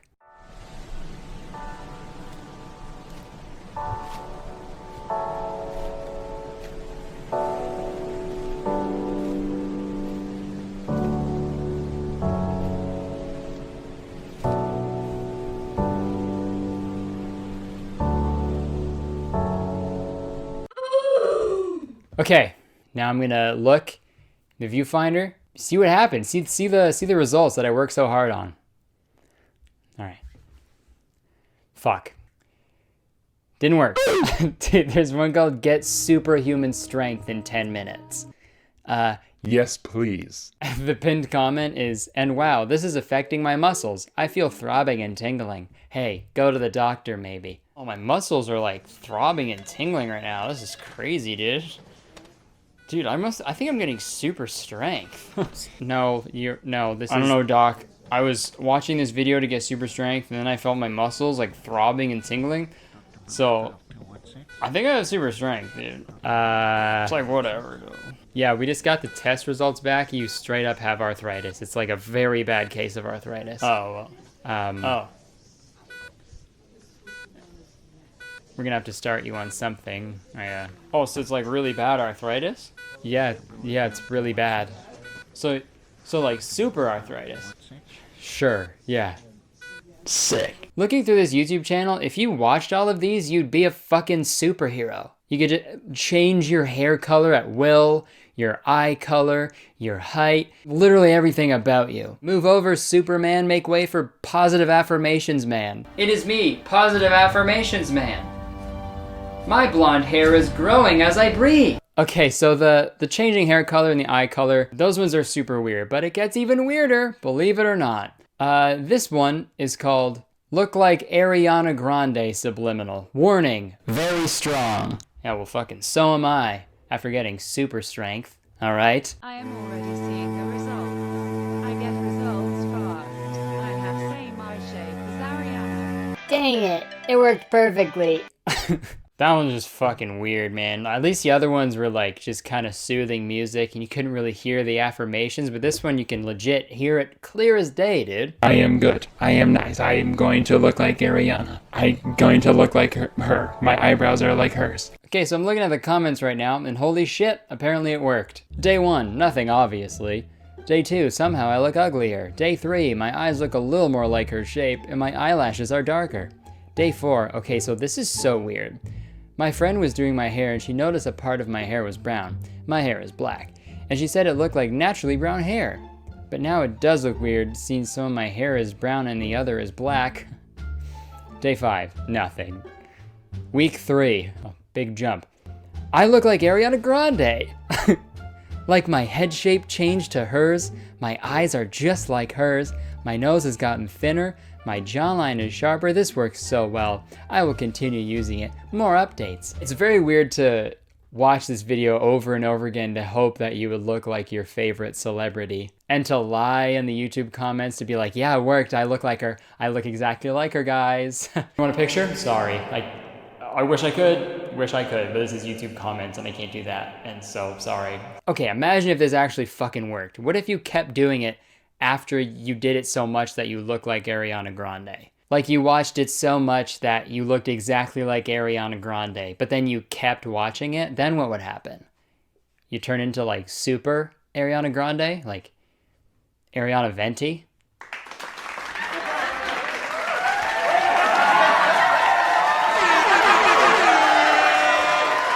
Like it's so weird to think that like there's just kids out there that are just staring at these creepy videos and just like hoping that they'll change their physical attributes. It's so strange, dude. Good. I am nice. I am going to look like Ariana. I'm going to look like her. My eyebrows are like hers. Knock, knock. Hey, honey. Oh. I am going to look like Ariana. But,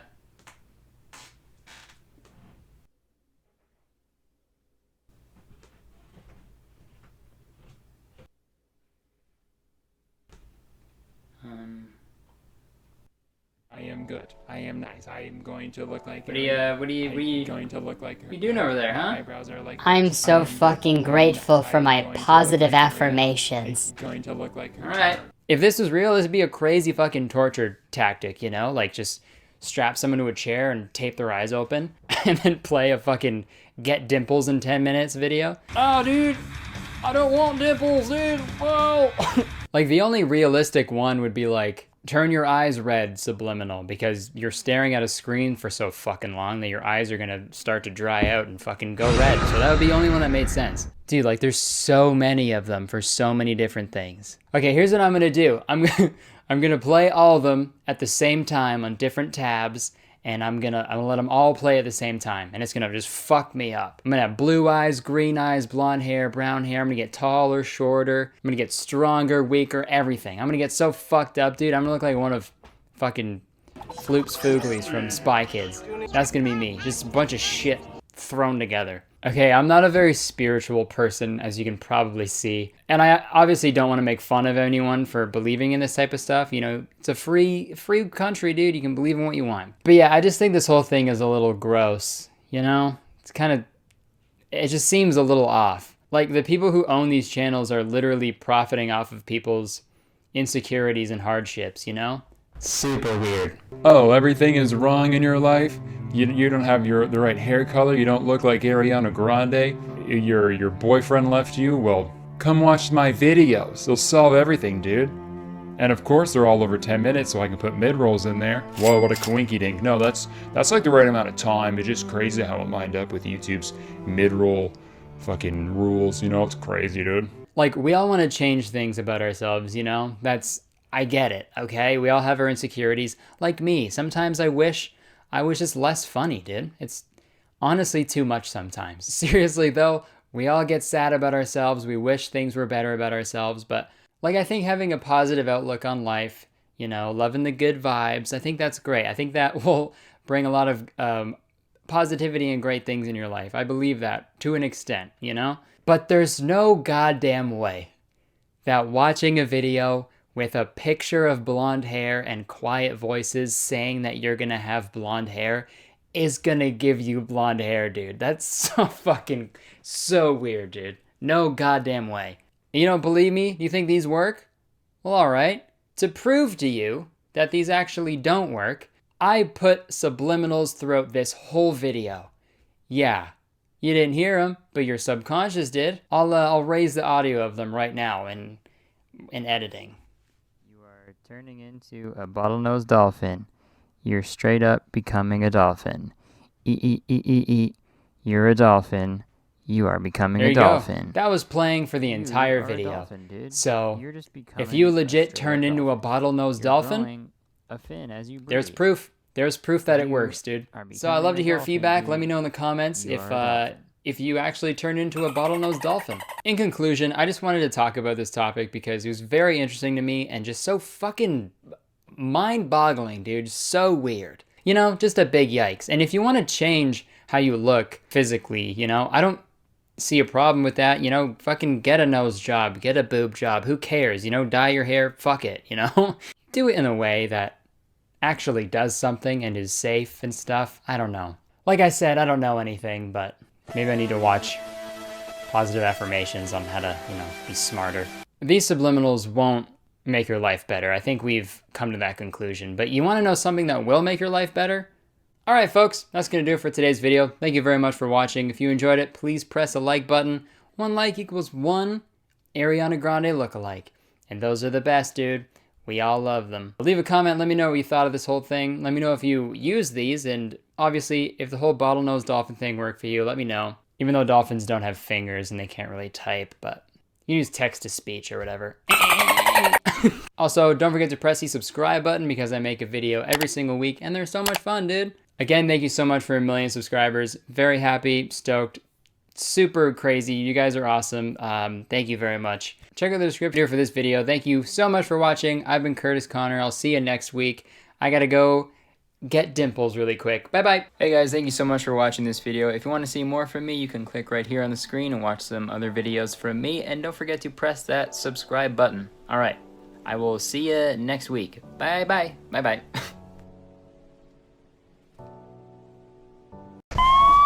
Put your hands up. Hey there, welcome back to my channel. If you're new here, what's up? How's it going? And if you're coming back, what's up? How's it going? It's very good to see you again.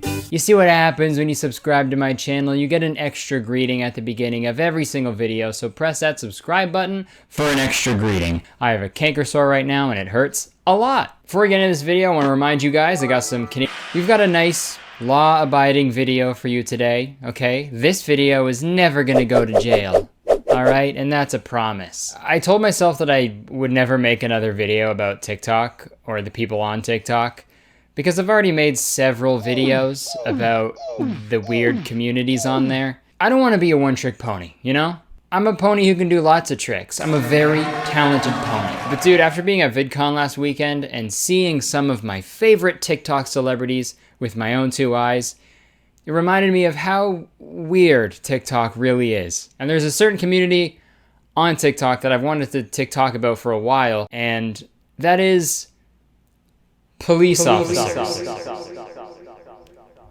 Yep, there is an entire community of real-life law enforcement officers creating content on TikTok, and they're very weird. So I searched far and wide, and I found some of my favorites, okay? I found some really juicy videos, all right? My phone is soaked because these videos are so juicy. I also had some help from my good buddy, Jay Cyrus, who you should all be following if you're not already. He posts really bad TikToks on his Instagram stories all the time. If you like watching really bad TikToks, he's the go-to guy. Thanks for helping me out. You're an executive producer on this video. Wow. So without further ado, let's take a close look at the police officers of TikTok. So we've all seen police officers on the internet, right? There's that one video of the girl playing rock, paper, scissors with the cop to get out of a ticket. If someone wants to know what white privilege is, just show them that video. You know, there's the twerking cop. There's so many. You know, it's dismissed as like, oh, it's funny because it's a cop. They're supposed to be doing cop things, but they're in a video being funny. And it's weird, man. You never think police officers are going to be content creators, right? But that's another thing that TikTok has fucking brought to the surface. So let's see what cops are up to.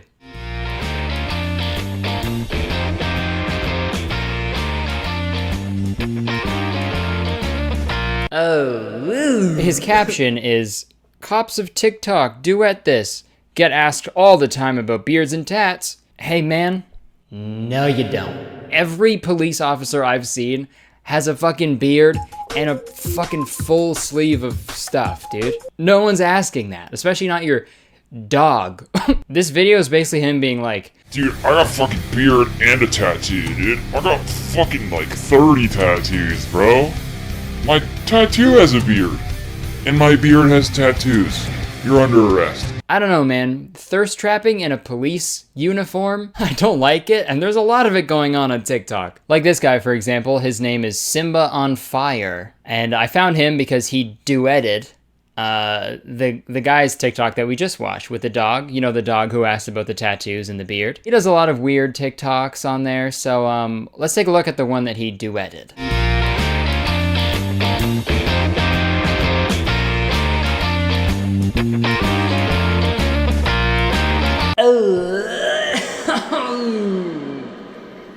Alright, policeman, I love you. So this is obviously just a fucking thirst trap in his police car. Hey man, solve a crime, you know? Jesus. Hey man, people are getting fucking murdered and shit, but yeah, your lip ring, right? Hell yeah, bro. Yeah, you know, I would solve that crime. I honestly would. But there's a dog who needs to know if I'm allowed to have a beard and tattoos, so good luck.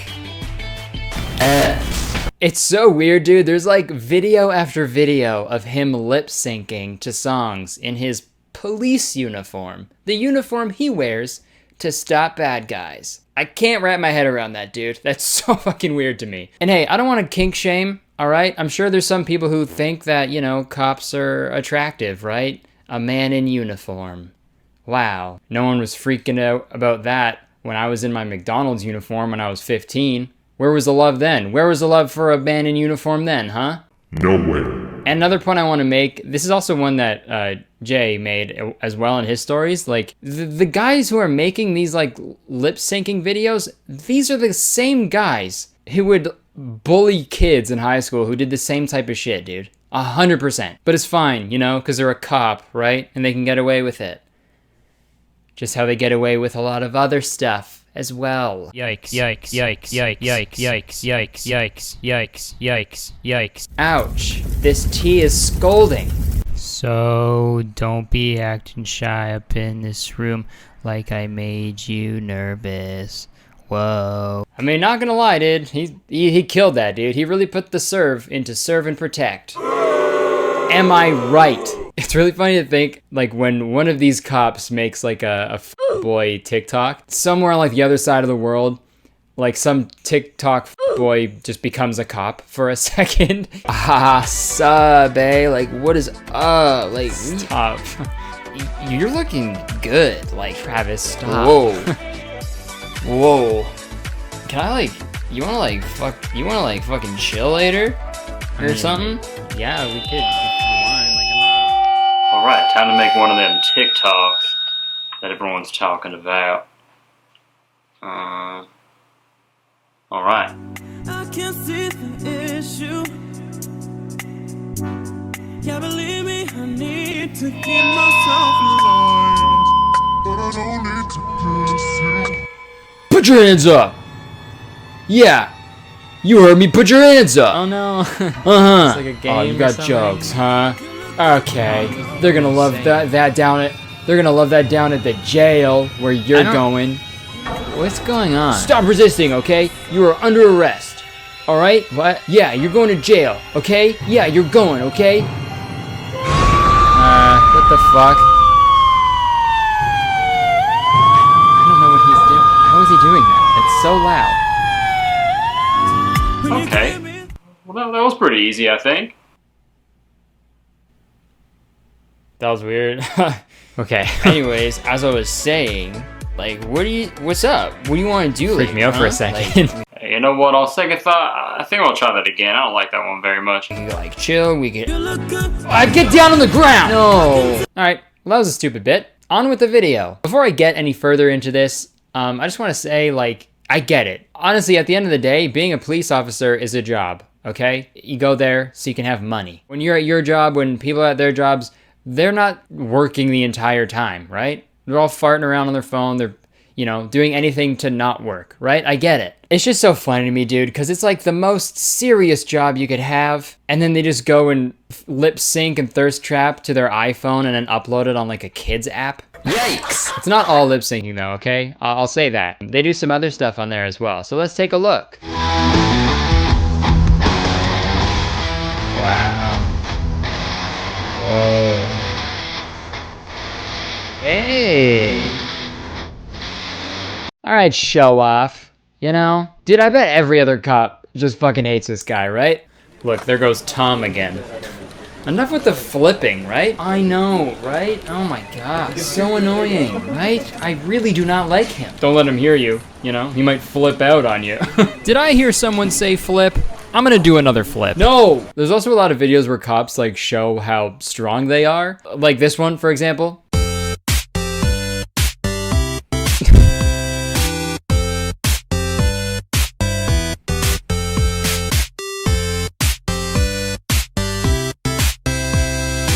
Nice. Time well spent, guys. Oh, thank God, some police officers. I just witnessed a murder. You gotta come quick. Guys. Did you hear me? A murder. They're bleeding out. They're gonna die. What do you do? I mean, that's cool, I guess. Can you help me, though? Can you be a cop? Don't high-five. Okay, I guess I'll fucking call 911 because you guys aren't doing anything.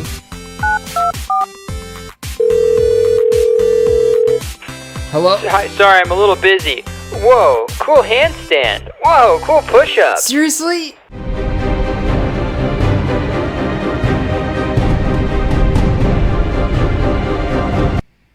Whoa. Like, cops are supposed to be the people you go to when you need, like, safety and protection and like assistance, right? And that's obviously not how people feel today. And it really doesn't help that there's these police officers making these videos and acting like they're fucking action hero stars, right? I just find this really fucking funny, okay? Let's watch another one of these intimidating videos. I live my life by a simple credo. You stand behind me, I'll protect you. You stand beside me, I respect you. You stand against me, I'll end you. Super serious and scary, but it's very funny to think that he just filmed this after he gave a ticket for like public urination or something. Stand behind me, I'll protect you. Stand beside me, I respect you. Pee in public, I'll end you. Hey guys, sorry, I'm editing right now, and I found a new cop TikTok, and it's really funny. I don't really have anything to say about it. I'm just gonna play it. It's very funny.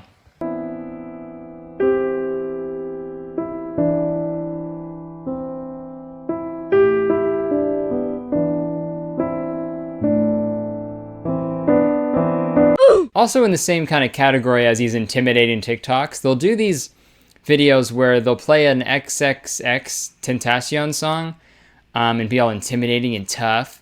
But XXX guy pretty much admitted to domestic abuse, which is a crime, a really bad crime. And last time I checked, cops hate crimes, right?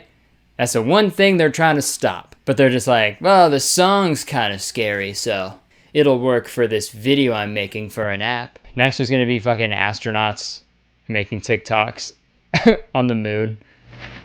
Yo, what's up? You're like more beautiful than all the stars in the galaxy. You're gonna make me act astronauty. Can't spell moon without ooh. And ooh, you looking good. I don't know. I wanted to make this video because I've seen a lot of content involving police officers over the years, and it's rarely positive. And it's just so baffling to me that they're making these videos in their car while wearing their police uniform. I don't think that should be allowed.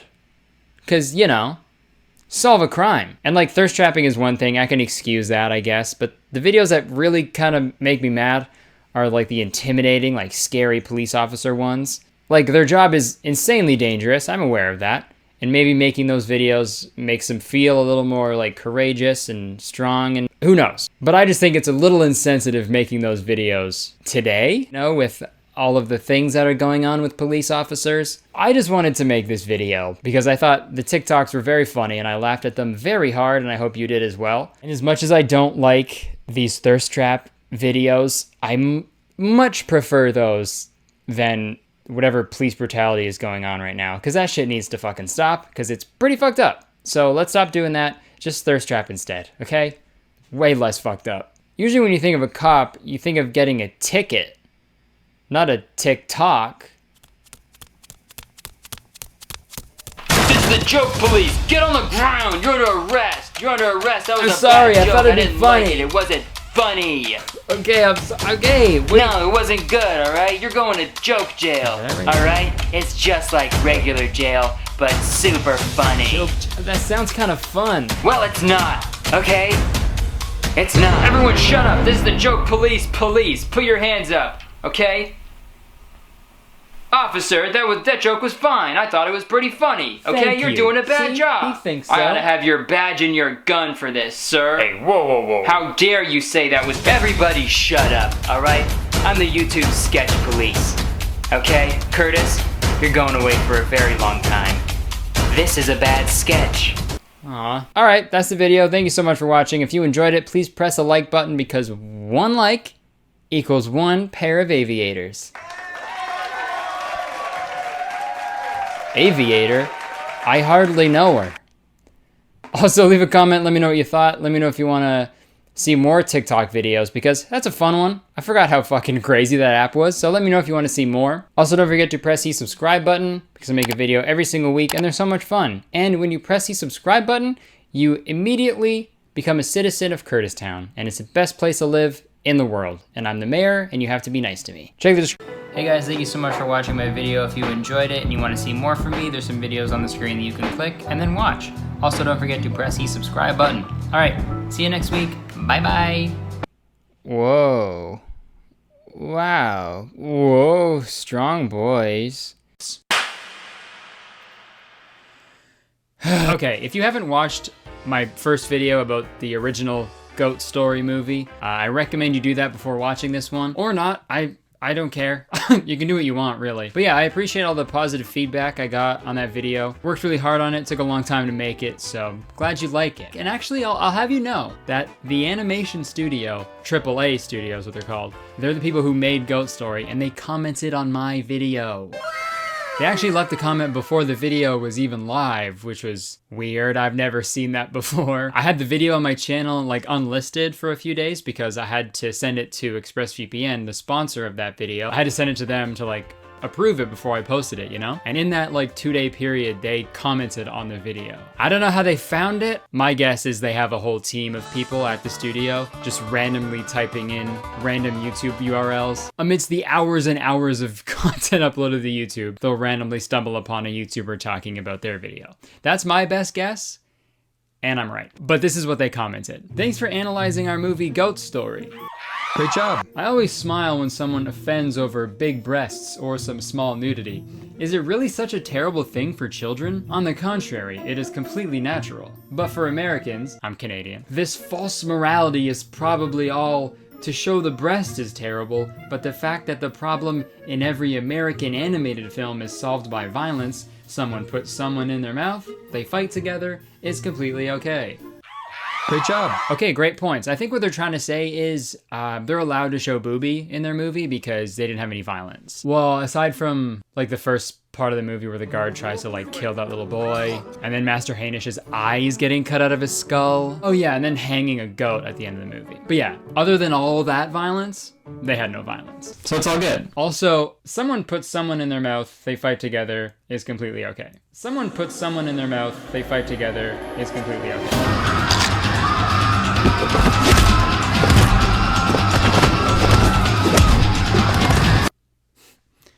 That is completely okay. But all in all, I think the movie studio liked my video. And they had a really cool way of showing their appreciation. They copyright claimed my video, and then when I disputed it, saying that it was fair use, they doubled down, putting my channel at risk of a copyright strike. So it's the little things. But anyway, since Goat Story was such a huge success, you know, it made over negative $500,000, they decided to make a sequel. And the sequel is called Goat Story with Cheese. Because you know how cheeseburgers are just the sequel to hamburgers. Cheeseburgers for the longest time were just called Hamburger 2, but burger with cheese made more sense. Dude, I wish all movies named their sequels like they were hamburgers. John Wick, extra pickles, fried green tomatoes, no tomatoes, Good Burger.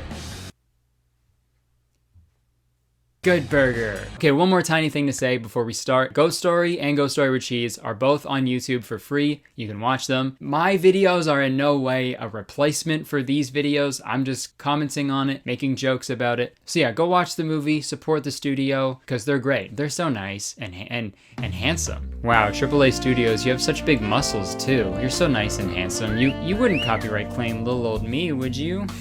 Enough chit-chatting, let's talk about Goat Story 2. With cheese. So the movie starts in this big throne room where we meet one of the main characters in this movie, the Cheese King. I don't know if that's his actual name. I think he's just the king, but he's a king obsessed with cheese. But hey, so am I. Excuse me, king. You dropped this. So the Cheese King is in his throne room. He's getting fed by his resident cheesemaker. And I'm just gonna come right out and say it. These guys are weirdos. Indeed, indeed. That's the finest tongue I've ever seen, Your Highness. It is so nimble, so sharp, and witty. All right, off to a great start. So yeah, I guess he likes the cheese so much that he wants his servant to massage his tongue. I'd like to think that the writer of this movie thinks this is a completely normal thing that everybody likes. Like, what kind of restaurants does the writer of this film go to, you know? Hi, are you tired of eating food the old-fashioned way? You put it in your mouth, you chew it, you swallow it, you leave? I sure was. That's not a healthy way to live your life. That's why I opened Buddy's Tongue Rubber. Yeah! Finally, you can have an elegant meal while a trained professional strokes that pink mouthworm of yours after every succulent bite. Our tongue rubbers are prohibited from washing their hands, so you'll taste every single salty nook and cranny our rubbers have to offer. So stop eating like a caveman. and give those buds a rub-a-dub-dub. Come on down to Tongue Rubbers. Tell them Buddy sent ya. Open wide, let us stroke your tongue, buddies. All right. Paid a guy on Fiverr $50 for that jingle at the end. Was it worth it? But yeah, that's the relationship between the king and the cheesemaker. The king loves cheese and the servant brings him cheese from all over the world. But they actually ran out of money to pay for the cheese. So they're starting to just trade all of the king's belongings now, I guess. We'll trade the chandelier. My one and only one disease. Oh yeah, this is a musical. I forgot to say that off the top. I'm actually okay with that. I feel like the first movie would have been way better if it was a musical. We got to hang this goat. But all right, now it's time for the moment we've all been waiting for, dude. Just down the hill from the big cheese castle, there's a little hut. A little house, a little cottage, if you will. And they make goat cheese there. And what do you need to make goat cheese? Hard work and dedication, but also goats! Goat's back. Except goat sounds way different in this movie. The goat in the first movie sounded like a mature woman. But in the sequel, she sounds like a poker player who sells newspapers. It's a big change. I'm pretty sure they used all different voice actors for the sequel because Jemmy sounds different, Katie sounds different, but the goat voice actor change is the most jarring one for sure. She's my best friend. This will be the best goat cheese the world has ever known. Okay, that one's fine. You two are hilarious. You always make cheese. All right, I'm okay with that. It's just like a village, except bigger. I hope you cut your fingernails, not like the last time. What the fuck happened? That's like if like the Chamber of Secrets came out and then Hermione was just like, "Oi, bro, stay out of the Chamber of Secrets, yeah? I'll fuck you up, mate." But yeah, Jemmy, Katie, and Goat, they now live in this little house with their two kids, Susie and Johnny, and they make a living by selling goat cheese, obviously, which is actually kind of fucked up now that I think about it. Like, they were nothing but mean to Goat in the first movie, and Goat literally sacrificed her life to make sure Jemmy, the man that she loves, ends up with Katie. And now they're just profiting off of her boob milk. Hashtag Jemmy and Katie are over party. Let's get it trending. Sorry, I had to do it to them. I had to cancel them real quick. So Goat makes this fresh batch of stinky cheese, and later that night, that smell from the goat cheese makes its way into the king's room, and it does that classic cartoon thing where it it turns into a hand and is like, come on, I'm a stinky little smell. Making it stinky. So yeah, the scent hand actually goes under the king's blankets and... Kidding? Holy shit, that's insane. If the scent of goat cheese jerked the king off, whoa. Honestly, wouldn't put it past them though. I feel like that's a thing they could put into this movie. But anyways, the king follows the scent all the way to the goat cheese and eats the whole wheel. Dude probably hasn't crapped in years, holy shit. If you're only eating cheese, if you were to cry, they'd be brown because there's a shit all the way up to his fucking head. But yeah, the next morning the king is talking to his servant guy and is like, dude, that goat cheese last night was fucking sick. Well, I haven't eaten such good goat cheese in ages. So he goes down to Jemmy and Katie's house to get more goat cheese. Unfortunately, we couldn't find a single whole block of cheese. We must have been robbed last night. Oh, that settles that. Literally the most chill reaction to being robbed. Yeah, we must have been robbed last night. Pesky little robbers. Just another robbery. Feel like I'd be pretty cheesed if somebody robbed me.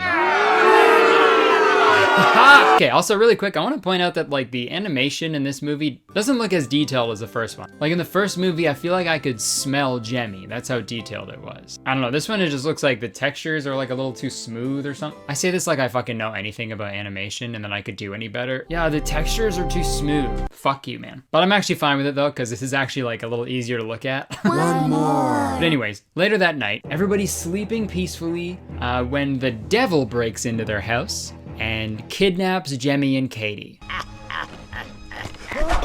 Things took a dark turn pretty quick. And we don't see Katie's reaction to this kidnapping, but if it's anything like the robbery, I feel like she's cool with it. We must have been robbed last night. So the next morning, Susie and Johnny realize their parents are gone. And when their neighbor, who also has huge boobs, comes to the house to get cheese, she explains to them that the devil has kidnapped their parents. I don't know how she knew that right away. That is very suspicious. But let's see why she thinks the devil kidnapped them. Why would the devil have our parents? They are cheese makers. Lucifer is very particular about his cheese.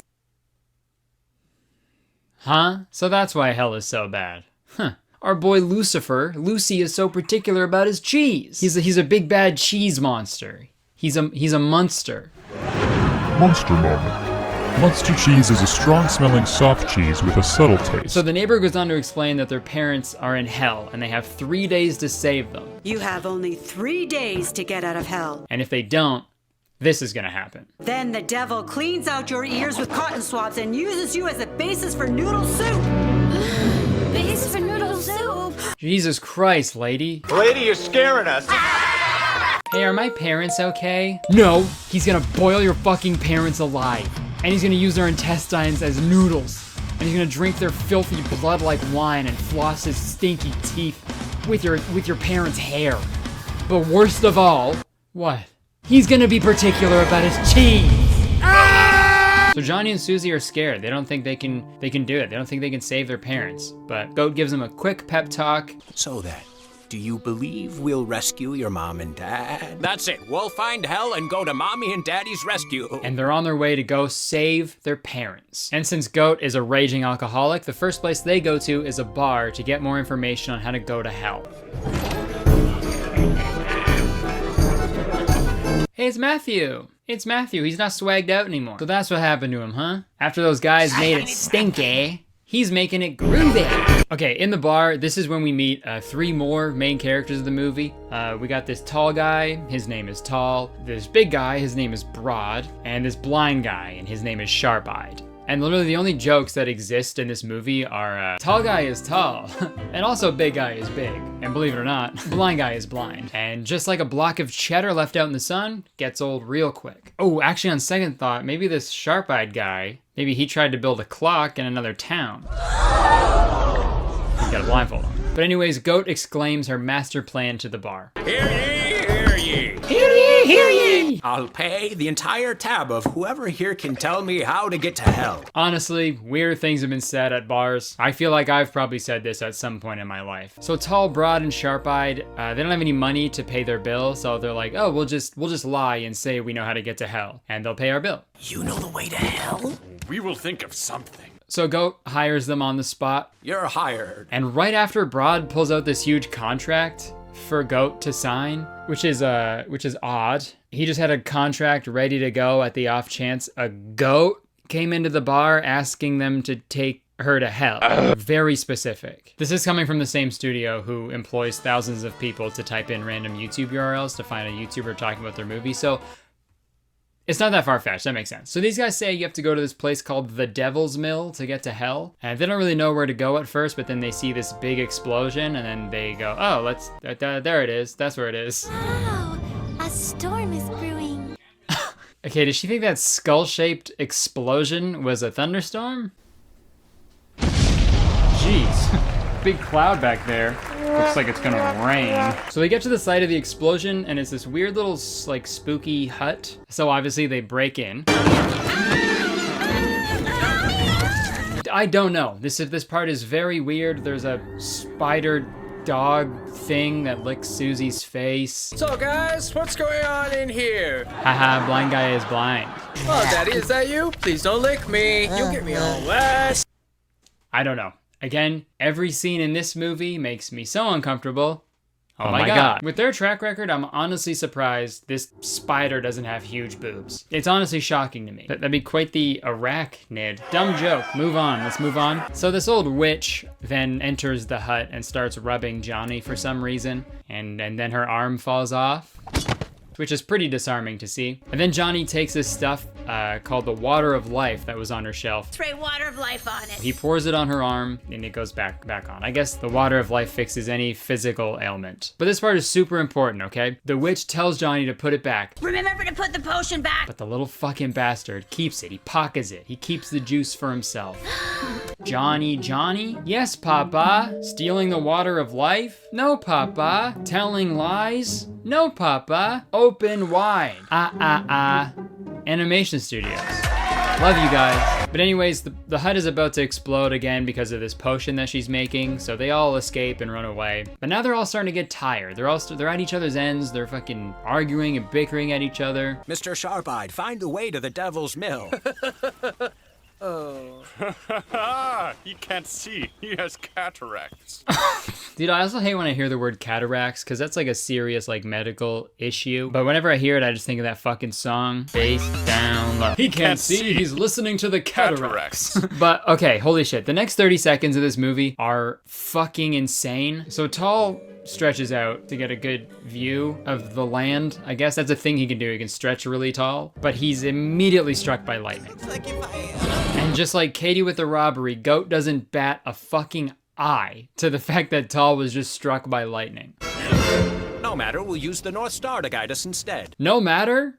Yes matter. If I got struck by lightning and one of my friends is like, no matter, I'd have brain damage from the lightning strike, but heart damage from the friend who doesn't care about me. And then gets even weirder. Right after he gets struck by lightning, Goat's like, no matter, we'll just follow the North Star. And then this happens. There it is!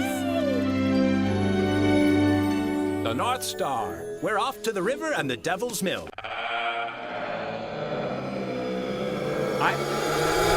I've lost sleep over this. Why is there a popsicle in the sky? Why would that be the North Star? Do they know something we don't? Are all stars popsicles? ASAP. All stars are popsicles.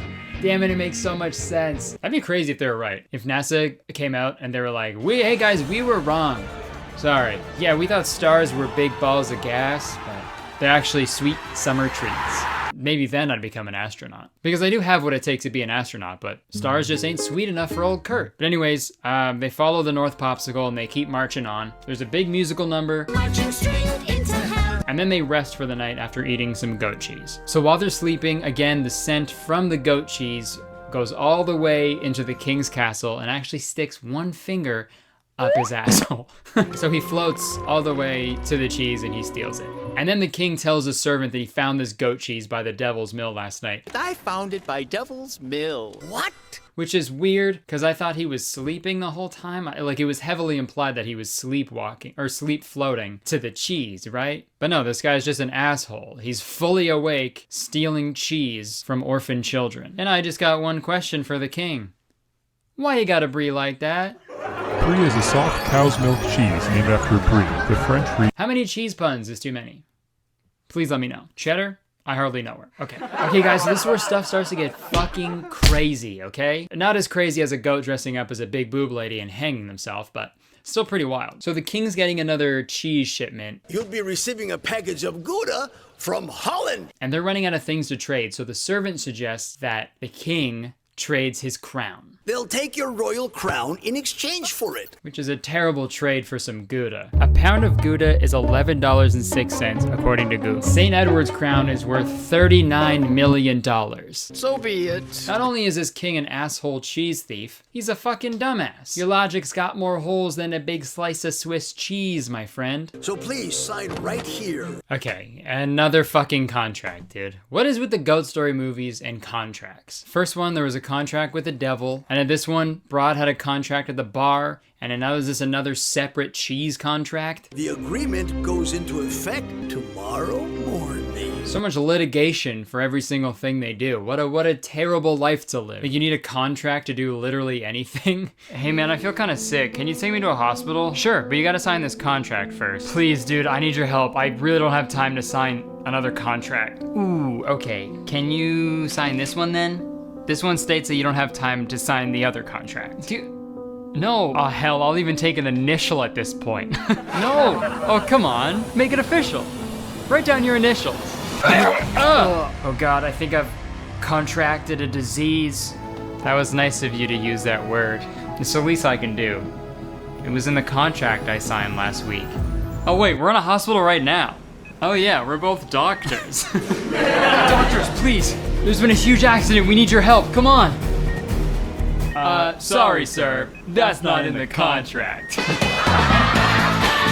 Hey, are those doctors coming to help or what? I don't know. It's still up in the air.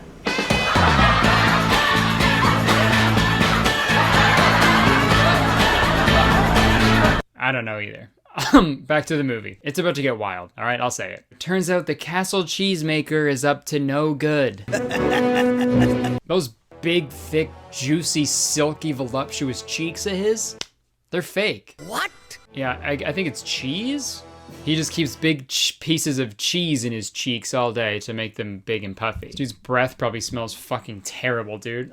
Cheese in your mouth all day, dude? Soggy and warm and but it turns out he hasn't been trading the king stuff for cheese at all. He's kidnapped all the cheesemakers in the area. It is a rare honor to make cheeses. And is forcing them to make all the cheese while he just keeps all the king stuff to himself. And you guessed it, Katie and Jemmy are down there making goat cheese without a goat. So yeah, this plan doesn't really make any sense. Wouldn't you want to kidnap the goat too? If you're making goat cheese? That's like kidnapping the cast of Friends and being like, hey, make another episode of Friends, right? You need the writers too. Actors are the cheesemakers and writers are goats. That's the only way I understand things, if you explain them based on goat cheese production. For example, this camera is the goat and I am the cheesemaker. Good goat.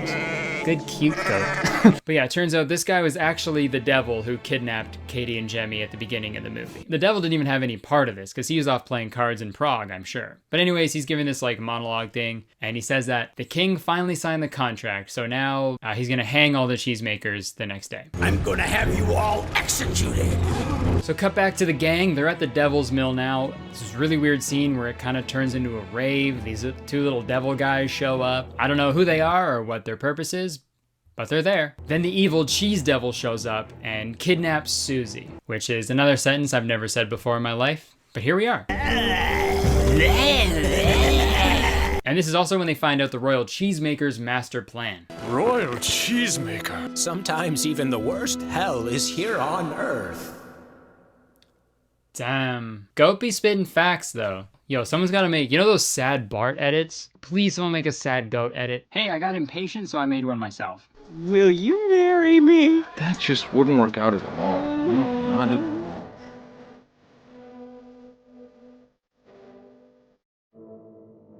Come on, why did you get so drunk? Now go to sleep. Sometimes even the worst hell is here on Earth.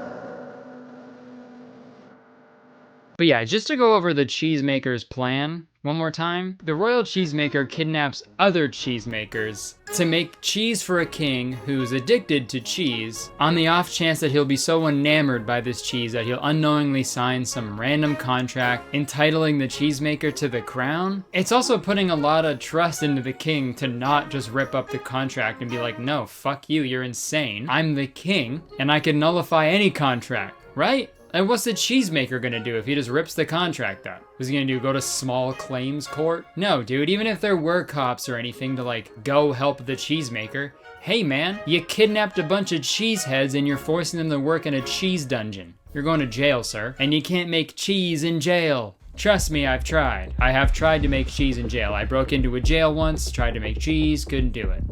Because I don't know how to make cheese outside of jail. So I don't know what I was expecting. Whatever. We're getting close to the end of the movie. Let's fucking keep going. So they're trying to figure out how they can get to the castle before morning, because if they don't, their parents are toast. Then Johnny remembers that he has the water of life that he stole from that old lady in the woods. I almost forgot about the water of life. So he pours some on Broad, Tall, and Sharp-Eyed, and they essentially get like superpowers. It's also kind of baffling that Johnny had this liquid that basically cures any physical ailment, and he just forgot about it? He just kept it from a blind guy for several days. You ass. Dude, now that I think about it, we just gotta rob some old lady in the woods, and we'll have the cure for COVID. Oh, so you hear that, grandmothers of the forest? Look out, we ride at dawn. Expect us. We are anonymous. We are Legion. We're gonna rob your gam. But yeah, Broad now has the ability to drink a lot of water and bounce really high. I don't fucking know. Tall gets the ability to stretch like super high above the clouds, and now Sharp-Eyed has like laser eyes essentially. Again, I don't fucking know, but they finally make their way to the castle. Meanwhile, the king like runs into the devil and freaks out. The guards are freaking out. The whole castle is on the lookout for the devil. Also, really quick, can I just say, the king's got a fucking wagon on him. He's got a huge ass. And I like that they're being more inclusive in this movie, just be giving everybody big butts. I think that's good. I think that shows growth. In my pants, because I'm getting a fucking boner looking at the king's butt. Ayo. And now this is where the king learns about the cheesemaker's dastardly plans. Just this is it. He is just now finding this 2-story cheese dungeon in his own castle, but I mean, better late than never, I guess. Anyways, the gang meets up with the king, and then the devil comes in and holds the king hostage until morning, because that's when the contract goes into effect. In the morning, the crown will be mine. And I just gotta say, for a villain, he is very serious about following the laws and rules of the legal system. He's just waiting until morning for his contract to go into effect so he can be evil. That's like if the Joker was like, I don't know, a guy who didn't do crimes. I don't know where I was going with that. So it happened. The evil cheesemaker is now king. From now on, I'll be your king. And he locks up the gang in a separate dungeon. Not the cheese dungeon, this is a separate dungeon from the cheese dungeon. And for some reason, as king, his first thing he does is take a nap. If anyone comes looking for me, I'm resting. He's so passionate about his plans to take over, kill all the cheesemakers, rule the world. But he's like, you know what? Me tired. And while he's sleeping, Susie crawls out of the bag that he kidnapped her in. I guess everybody forgot about Susie. And she's down in the dumps, and she gets a pep talk from like a ethereal goat, I guess. An apparition of goat, I suppose. You can do anything you want. Remember whose daughter you are. Is goat Susie's real mother? Is that what they were implying? She said, remember whose daughter you are. And then winked. Holy shit, Jemmy, what did you do? We gotta call Maury. Well, never mind. Maury's usually to find the father. I guess it'd be pretty easy to find who the mother of a baby is. In the case of little Susie, you are the mother. I know, I gave birth to her. Maury, Maury, Maury, Maury, Maury, Maury. Alright, so Susie comes up with a master plan to save the day. She grabs a rope that's attached to a big hot air balloon and runs like all around the castle. And there's this really great scene in the middle of this that I want to show you guys. Look, a rope. You're funny. Come this way. Okay. Hey, look, there's a rope. A rope? That's funny. That's so funny. That's funny because no one ever says that there's a rope. A rope in the hallway? What is this, a game of Clue? Is Colonel Mustard there as well? Come on, a rope. Does this castle smell like cheese to you? All right, we're almost at the end of the movie. Holy shit. Susie ties this long, hilarious rope to the cheesemaker's toe and sets the balloon free. He's pulled through the whole castle, destroying everything in his way. The castle collapses, floats up into the air, then falls to his death. Mommy! Daddy! Johnny! Hooray! Yay, families reunited, and Katie's got a red dress on now. She was wearing like a green one before, and then the castle collapsed, and now she's wearing a red one. Red dress! All right, so everyone's celebrating. They did it. And this ending is the exact same thing as the first movie. Like, everybody thinks Susie is dead. Where is Susie? It's sad for a second as they grieve the death of their daughter, even though they're not even that sad. Their reactions to traumatic things in this movie are... it's like nothing happened at all. We got robbed, struck by lightning, whatever. Daughter's dead. But yeah, super quiet for a few seconds, and then you hear a voice in the distance, and it's Susie. She's alive. Hello! And it's the fucking same thing with Goat in the first movie. We all thought she was dead. Huh? Wow, she's alive. So everyone's reunited, they hug and kiss, big musical number, and the movie's done. Okay, I have a confession to make. Compared to the first one, this movie's actually pretty good. Obviously, first movie is iconic, but in terms of storytelling, I think Ghost Story with Cheese was just a little better. And also, apparently, I forgot to say this earlier, but the clock in Goat Story is apparently a real clock in Prague. So whenever we're allowed to travel again, we're all gonna go, all 2.5 million of us are gonna go to Prague, and we're gonna have a party at the clock. But what did we learn? What is the lesson this movie is teaching us? I think the moral of the story is... steal from old ladies in the woods. So look out, grandmothers, this is your final warning. Okay, that's it. Thank you for watching the video. If you enjoyed it, please press that like button because 1 like equals 1 king's tongue that I will lovingly stroke. And yeah, leave a comment. Let me know what you thought. Let me know some other movies you've seen that you want me to talk about. And yeah, again, go watch the movies. They're on YouTube, completely free, so go check them out. Press that subscribe button because as soon as you press that subscribe button, you become a valued citizen of Kurtistown. If you didn't know, Kurtistown is the best place to live in the world, and I'm the mayor. So you have to be nice to me. It's the law. But yeah, that's the video. I gotta go. Sorry, I would stick around, but I have to go. I have to stuff a bunch of cheese in my cheeks. And not these ones. See ya.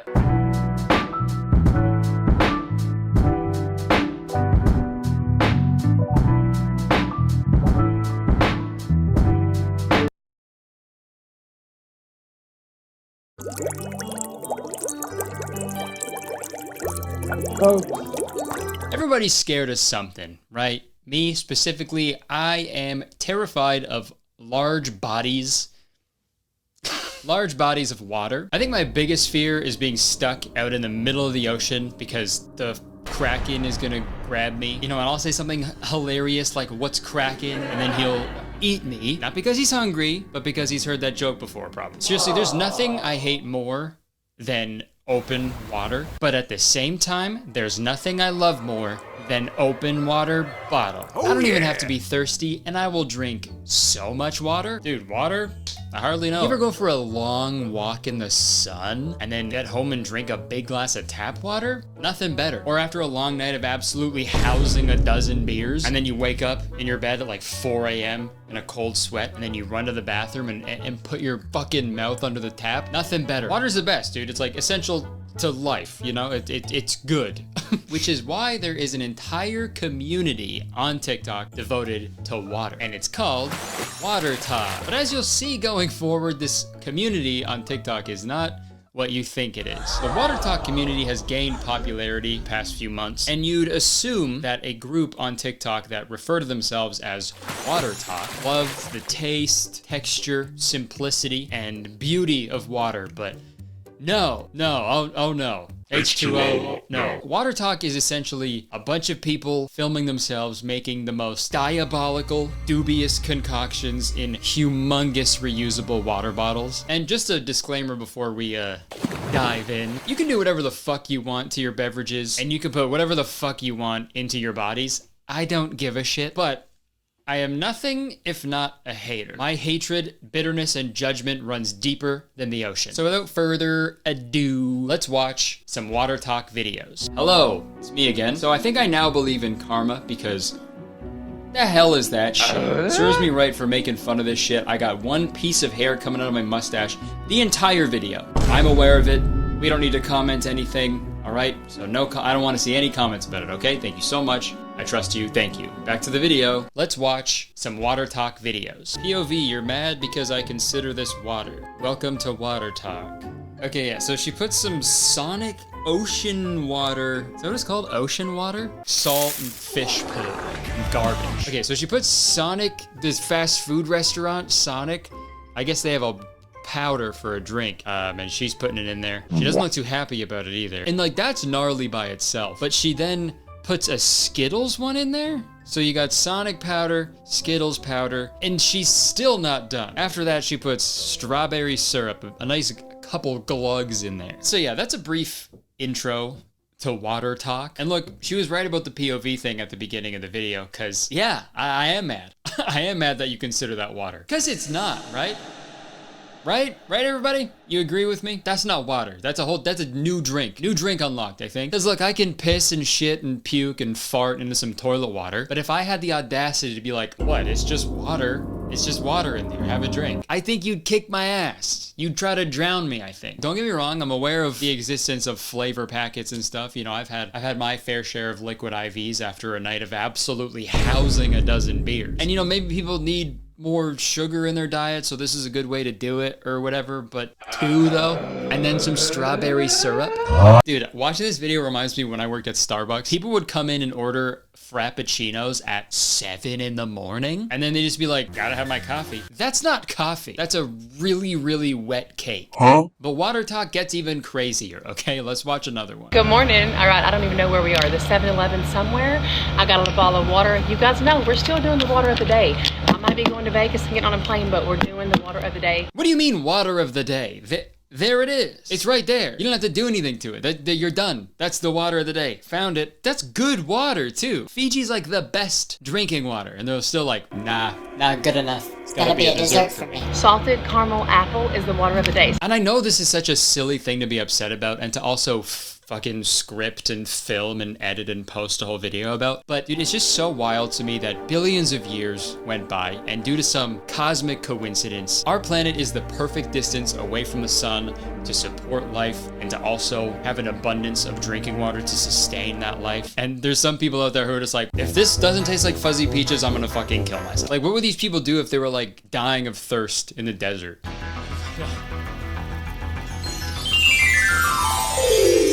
god, it's an oasis. I'm gonna be okay.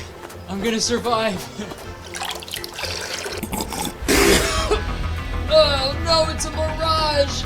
This water doesn't have any Skittles powder at all! The TikTok community is just so painfully American. I think that's the only way I can describe it. Literally watching these TikToks is how I feel when like a commercial break comes on in the States. Oh fuck, look at this brand new burger. Oh wow, I think I might ejaculate. Introducing the Dr. Pepper Sushi Burger. Now available at Best Buy. And look, I know people have some like sensitivities to food and water and stuff, and I've done a little bit of research. Thank you. On people who do not enjoy the taste of water or their bodies can't digest water properly. I get it, you know? Do what you gotta do. I'm not making fun of people who need to do this for like health purposes, but like, you're just making juice. You know what I mean? Because what is most juices these days are what? Water and syrup. What you just do. We're gonna pop that in there just like that. You know what I mean? You order a pop at a fast food restaurant or a bar. What's that? Carbonated water and syrup. So with this water talk logic, would you call Coca-Cola water? No, you wouldn't. And the interesting thing about water talk is no matter how many times you say that what they're consuming is not really water anymore. Like in this video where she literally just makes soda pop. I'm making my favorite heat ring water today, but I'm trying something different with it. I'm going to use sparkling water. It tastes like something I've tasted before. No matter what you say to them, they are still very adamant that it is still water. Like this video right here. It's not water anymore. That's just juice. Who needs that many cups? Yeah, those are all very valid criticisms, I think, right? But yeah, holy shit, I wasn't even gonna mention the cups, but now that you say that, holy shit. Who needs that many cups? 1, 2, 3, 4, 5, 6, 7, 8.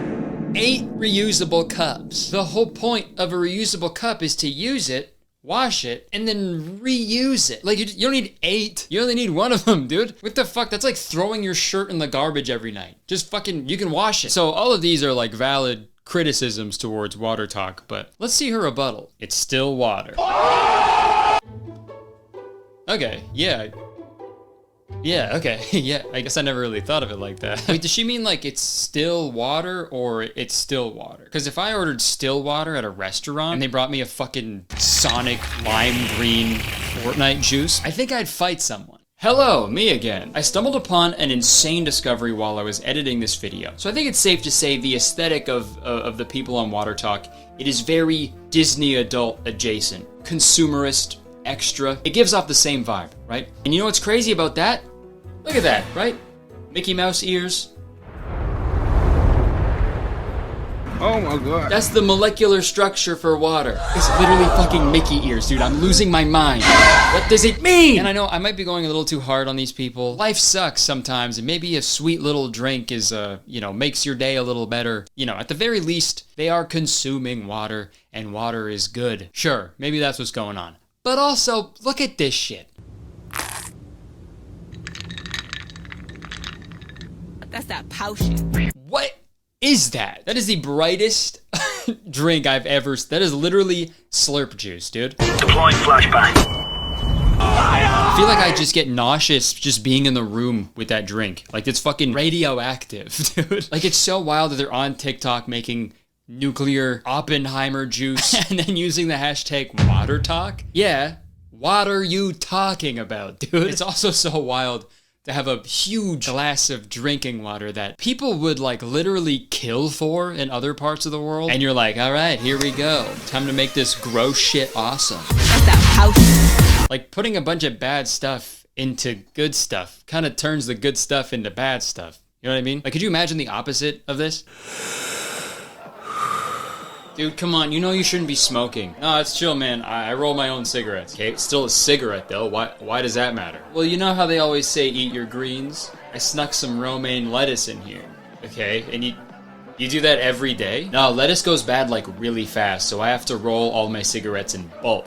I roll exactly 400 cigarettes on the 1st of every month, and I divvy up 1 fresh head of lettuce across all my cigarettes. That way, I'm good for the whole month. It's the 31st today. Are you saying there's month-old lettuce in your cigarettes? Listen, man, all these questions are making me really nauseous. Okay, I don't know if it's the questions. Do you want some water? Oh, what? Ugh, what is this? It's water! Dude, what the fuck? This doesn't taste like caramel apples at all! What are you talking about? What the hell is this? Dude, stop spitting water at me! That was puke! Ew! I don't know about you guys, but I'm thirsty for some more water talk. Let's watch another one. On my second water of the day, and it is 11:55. What are we gonna get? Woo! Crushed pineapple! All right, let's go to the water bar. What's it gonna be, y'all? Coconut, let's do that.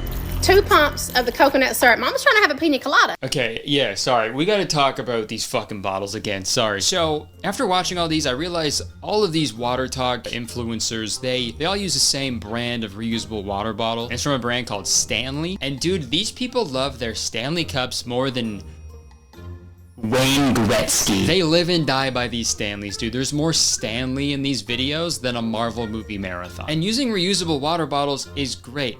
But just like earlier, they are negating any positive benefits that you get from using a reusable water bottle by having a fucking million plastic bottles of syrup on their counter and like a billion plastic packets of fucking powder. And also sometimes even pouring a plastic water bottle into a reusable water bottle. What the hell? Might as well just cut out the middleman and punch a turtle directly in the throat, dude. The whole thing, like, it kept reminding me of the movie Idiocracy, where Luke Wilson's character goes forward in time and expects everybody to be, like, super smart, but everybody's really dumb, and the world is falling apart because they can't grow any crops because they keep trying to use Gatorade to water the plants.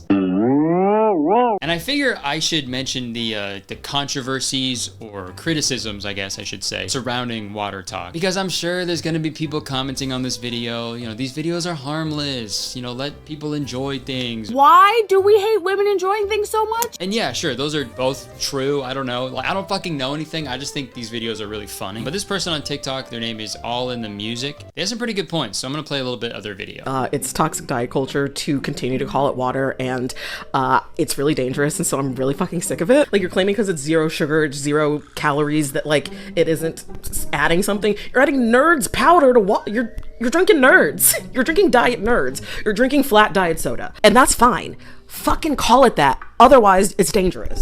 So I'll leave it up to you guys to, you know, come to your own conclusions. But for me, personally, in my own opinion, just drink water while you can. Okay, it's gonna be fucking gone in 20 years. So how about we enjoy it while we have it? Also, like, yo, sorry. Some of the flavors I can understand, okay? Pineapple, lemon, lime, strawberry, you know, fruit, because they're making fucking fruit juice, and fruit juice is awesome. But some flavors should not be allowed. Let's make our final water of the day. This is Sweet But Snarky's recipe for birthday cake water.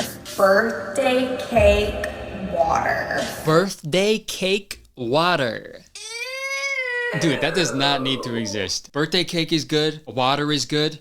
Don't put them together, okay? Like, the water version of any food is never gonna be as good, right? Oh, brother, I'm starving. Can you pass the ketchup? Oh, yeah, sure, no problem. Here you go. Thank you.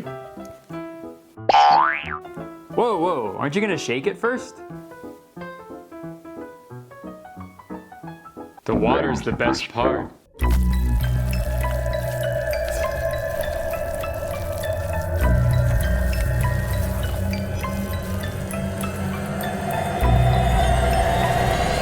Dude, I'm just kidding. God, lighten up. Oh, jeez. You got me there. Hey, where are you going? What are you doing with the hot dog water? The water's the best part. No.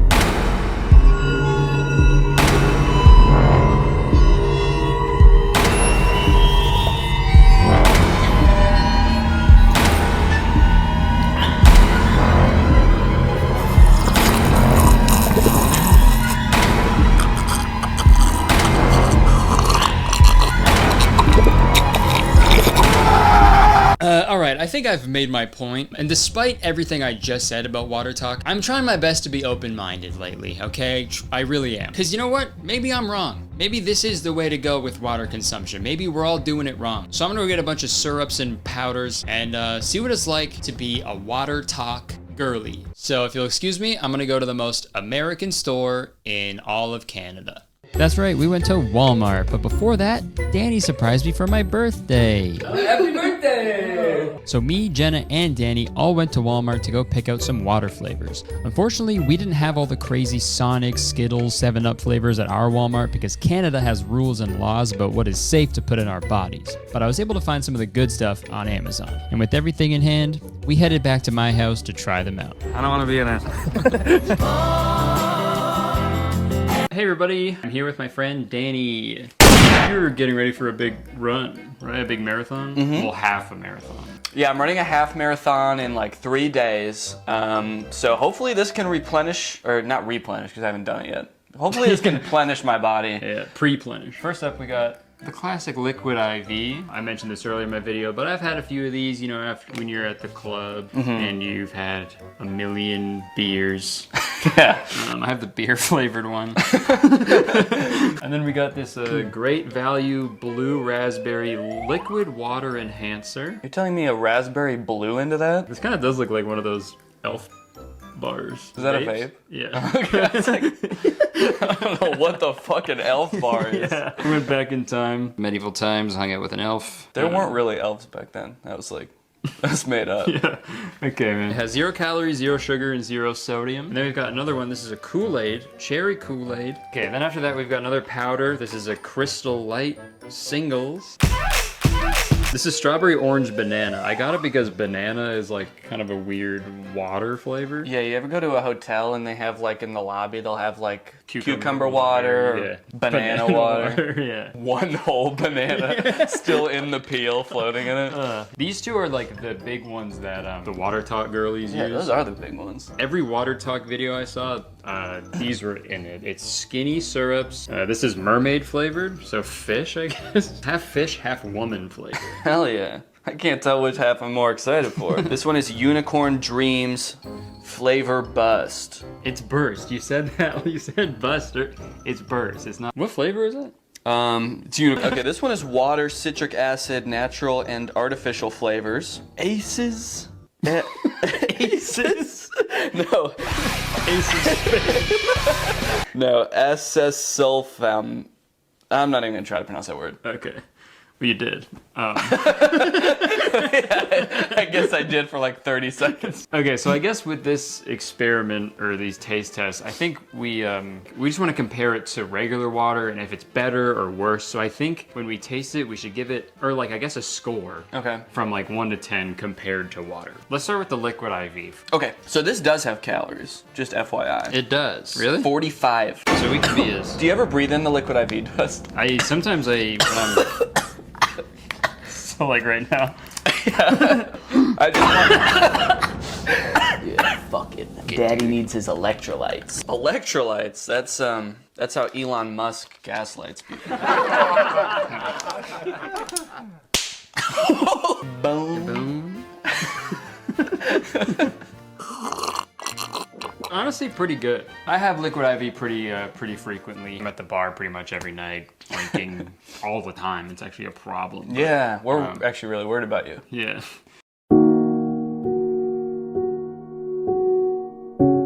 But anyways, I like liquid IV. So you know what? I think I'm gonna give liquid IV flavored water a 8 out of 10. I'm happy with 8. Okay, next up, let's switch it up. Let's go with one of these juices. Yahoo!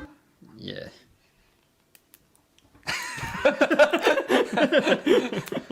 Sorry. Did you do that because these are like Mario colors? Oh man, I don't know why I did that. I was kind of trying to hype up this part of the video, and you like didn't match my energy at all. So I thought maybe you would say something like, "Wow!" You thought I would do that? Yeah, like a good friend. No, I was supposed to. God, take off the whole fucking package, will you? It's just getting naked right now, dude. This feels like sensual now. Like it's like has its clothes kind of draped over it. Like yeah, really. So. Luigi time! On your mark, get set, squirt! Woo! Ooh, it tastes like I'm just drinking candy. I would go like a 2. Yeah. Let's do a little Kool-Aid action. To be clear, this is not actual Kool-Aid mix, because you can buy just like Kool-Aid dust and mix it in, and that has sugar in it. This doesn't have sugar, so this is Kool-Aid liquid. as opposed to regular Kool-Aid, which is a Kool-Aid a gas. gas. Yeah, comes in an elf bar. Yeah, it says directions, give one quick squeeze. It says directions on your mark, get set, squirt. On your mark, get set, squirt! Well, it looks like Kool-Aid. Yeah, it just tastes like Kool-Aid. Yeah, it was better than I thought it was gonna be. I'd rather just have Kool-Aid and then have a water afterwards. I would rate that like a 5 maybe. Yeah, I was thinking 4, so we could do 4.5, 4.5. Okay, on to the next one. We got another powder. We got Crystal Light singles. Looks like fish food. I think that's what they were going for. Cheers. Cheers.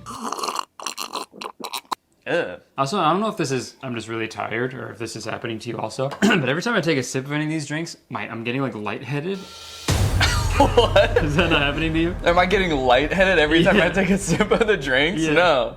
Okay. Maybe I should go to the doctor. after. Yeah. Okay, I'll go 2 on this one as well. That's 4. 2. I give this one a 2. Let's do, I guess, mermaid. Oh, so this one actually says it's like a tropical flavor. Okay.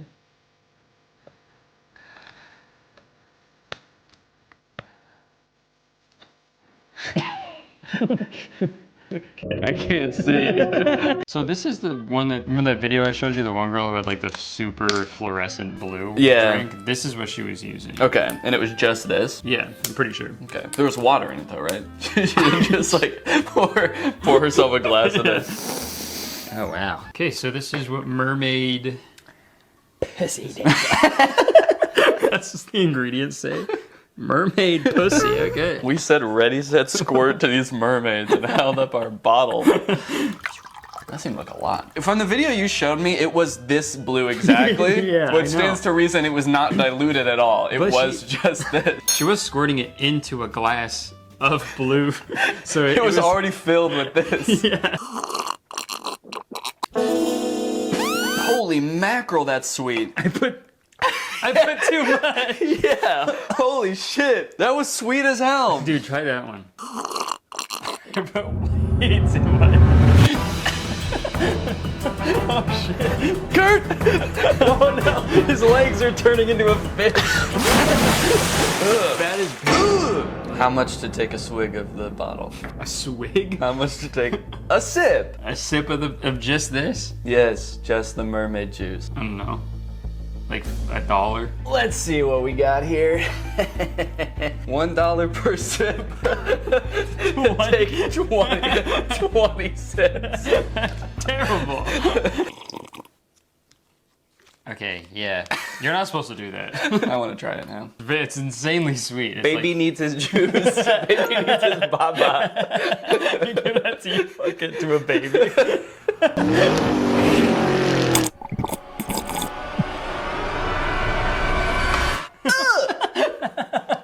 I'm gonna give that a -1, dude. Yeah, that should not go in anybody's water. That was so bad. There are people out there that are drinking that every day. Yeah, that is scary. Look, no hate, all right? No judgment, but you're literally gonna turn into a fish. All right, this is the final one. This is Unicorn Dreams. We don't know what the flavor is gonna be, really. It says 0 calories, 0 sugar. Easy. Yeah, my. I thought you were just sipping. I thought this would be different. I don't know. Thank you.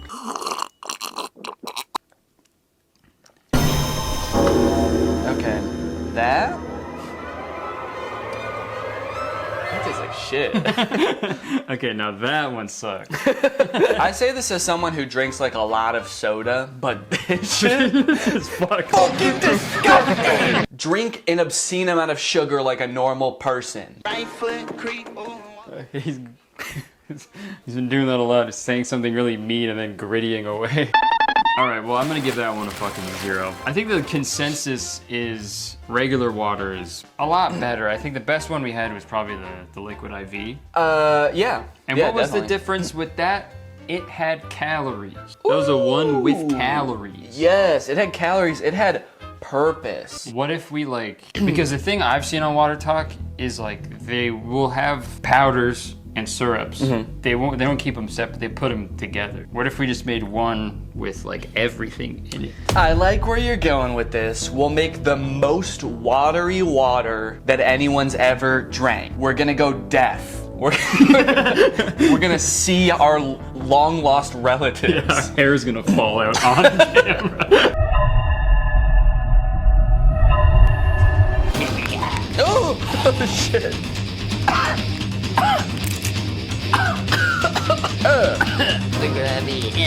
We're not done, bitch. Some of Danny's blood, isn't it? No! I need that!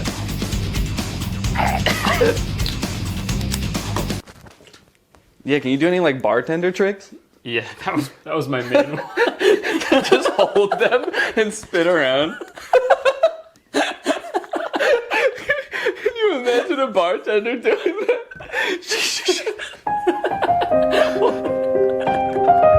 What are you having? One Bud Light. Pour them in together like you're fucking crazy.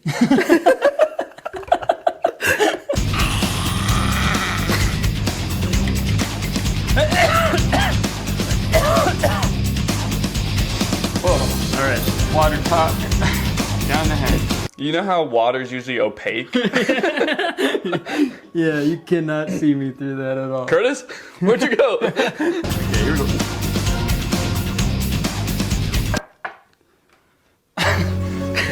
Birthday cake water. Curtis. Hey. Can you feel me? No. Can you hear me? No. I can't hear you. What happened? What did it taste like?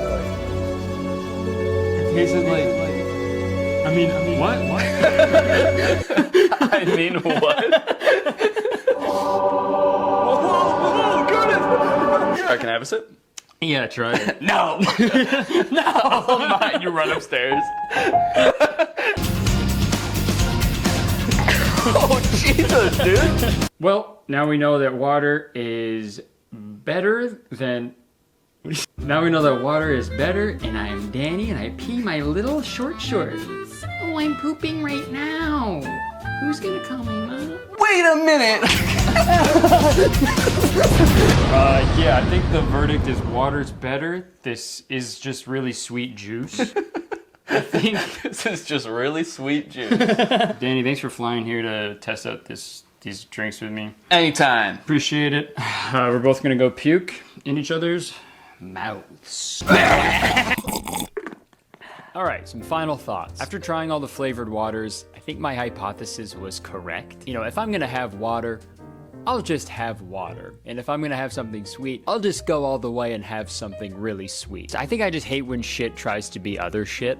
Like, just be your shit. Me and Danny mentioned elf bars in that last part, but it got me thinking, man. Water Talk is like the vaping of water consumption. Cause it's like, hey, if you're gonna like put nicotine into your body, fucking go all the way with it. Don't half-ass it by sucking on a little robot. Smoke a cigarette, dude. Smoke a goddamn cigarette, okay, everybody? Do it with your chest.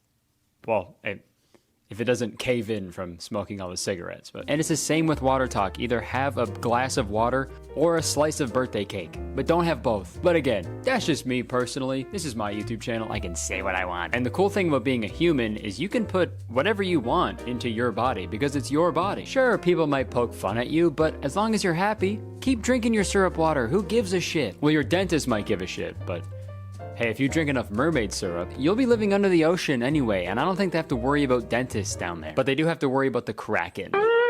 So I'm gonna stick with my plain water. All right, thanks for watching. I hope you enjoyed it. If you did, you can press the like button because believe it or not, one like actually equals one bartender spin that me and Danny will do. You can leave a comment. Let me know what you think of all this. I'm excited to read the comments on this video. And yeah, let me know what you thought. Let me know if you're on Water Talk. Let me know if you drink your water like this. I don't know, I'm curious. You can also press the subscribe button because I make a video all the time. And as soon as you press the subscribe button, you become a valued citizen of Kurtistown. If you didn't know, Kurtistown is the best place to live in the world, and I'm the mayor. So you have to be nice to me It's the law. So much for watching this video. I hope you enjoyed it. I would stick around, but unfortunately I have to go. I have to go get tested for radiation poisoning.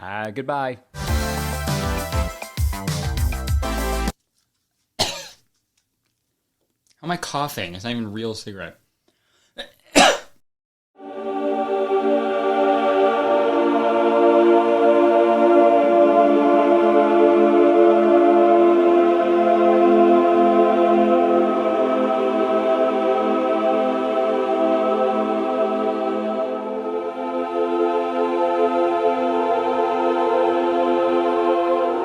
Hey there, welcome back to my channel. If you're new here, what's up? How's it going? And if you're coming back, what's up? How's it going?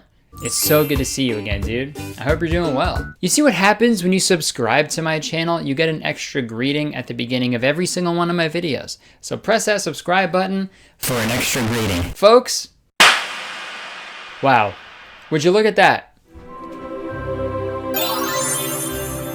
It's Breen time. I made a video about Neil Breen's movie Fateful Findings like 6 months ago, and to be honest, I have not been able to stop thinking about it ever since. If you don't know, Neil Breen is a Las Vegas realtor turned indie sci-fi filmmaker. He's made 5 feature films and he's garnered quite the cult following because of his movies and their... I can't believe you committed suicide. Uniqueness is a word I would say, I guess. And they've apparently all been profitable. So everything's going well there. And you're all probably thinking, well, what's new with Neil? You know, where's he Breen? Well, his most recent movie, Twisted Pair, came out last year, 2018. And apparently, according to Neil, it's a lot different. It's way different from his past films. Unlike my other feature films, you will not see any deserts. You won't see any hackers or laptops. What he doesn't tell us is that there's no laptops in it because he destroyed every last one on Earth. So Neil actually started a GoFundMe for this movie, Twisted Pair, and it ended up raising $7,000. I don't know if that was the entire budget for the movie, but it's definitely what it seems like sometimes. And I know, Twisted Pair sounds like a new White Claws flavor, but it's not. Why'd I say it like that? But it's not. Okay, it's a movie. Here's a synopsis for Twisted Pair. Identical twin brothers become hybrid AI entities, yet torn in different directions to achieve justice for humanity. So today we're gonna watch Twisted Pair, and we're gonna see how it compares to Fateful Findings, which is unironically one of my favorite films of all time. Fair warning, this movie has some adult themes and mature content, so I doubt that this video will get monetized, but I'll see you there. All right, Ray, thanks for sponsoring the video. Let's watch Twisted Pair. So the movie starts with a nice voiceover from our main character, Cade, played by Neil Breen. And he goes on to tell us what happened to him and his twin brother, Cale, when they were younger, also played by Neil Breen. There was a bright light in the sky and time stood still. We were both selected. Yeah, so the twins were like selected and they were turned into like these AI robot cyborgs with superpowers. We were given missions by the superior entity to fight for good and defeat the evil in humanity. I don't know, but apparently Cale, he kept failing all of his missions. He wasn't as good as Cade, I guess. The Force eventually decided to remove his powers and release him. And this is where we see the first implementation of green screen in this movie. And there's a lot of it. Like way too much, and that's coming from me. If you've seen any of my videos, I use green screen way too much. So yeah, it's this weird shot where the twins are like walking through this like purple forest, and I know it's supposed to look like the one twin is like behind the other twin. To me, it just looks like the one regular sized Neil is walking, and then there's a smaller Neil walking right next to him. Big Neil and Little Neil. So now it cuts to Cade doing this like voiceover about AI and VR and shit. And this happens like every fucking 20 minutes in the movie, dude. Like listen to this clip from his voiceover. I was approaching a robotic, humanoid state. Synthetic brain power. What? Dude, like all of these voiceovers in the movie sound like what someone who took too many shrooms on a camping trip would say, you know? Yeah, so fucking AI is gonna be like programmable matter one day, and VR will synthetically implant itself into the human psyche, and VR is to blame, dude. We gotta stop with all the VR. VR is gonna kill us, dude. I swear. Yeah, That's the facts right there, man. Hey guys, you want to come try my new VR game?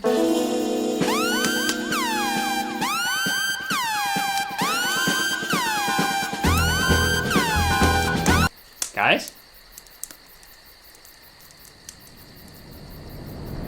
I'll kill you! Hey, whoa, no. So this voiceover goes on for just way too long, and it ends with the best Breen scene of all time, I think. While developing further and further in a humanoid state over the years, I never wanted to lose touch with the magic and majesty of nature and the gifts it had given me.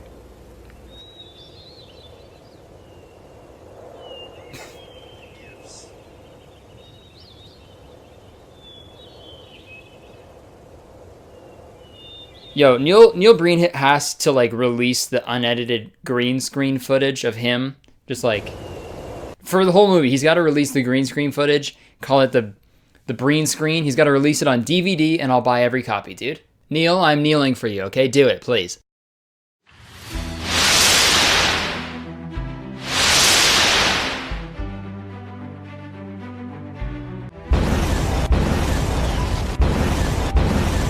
Follow me. They can't hurt me. You won't get hurt. Follow me.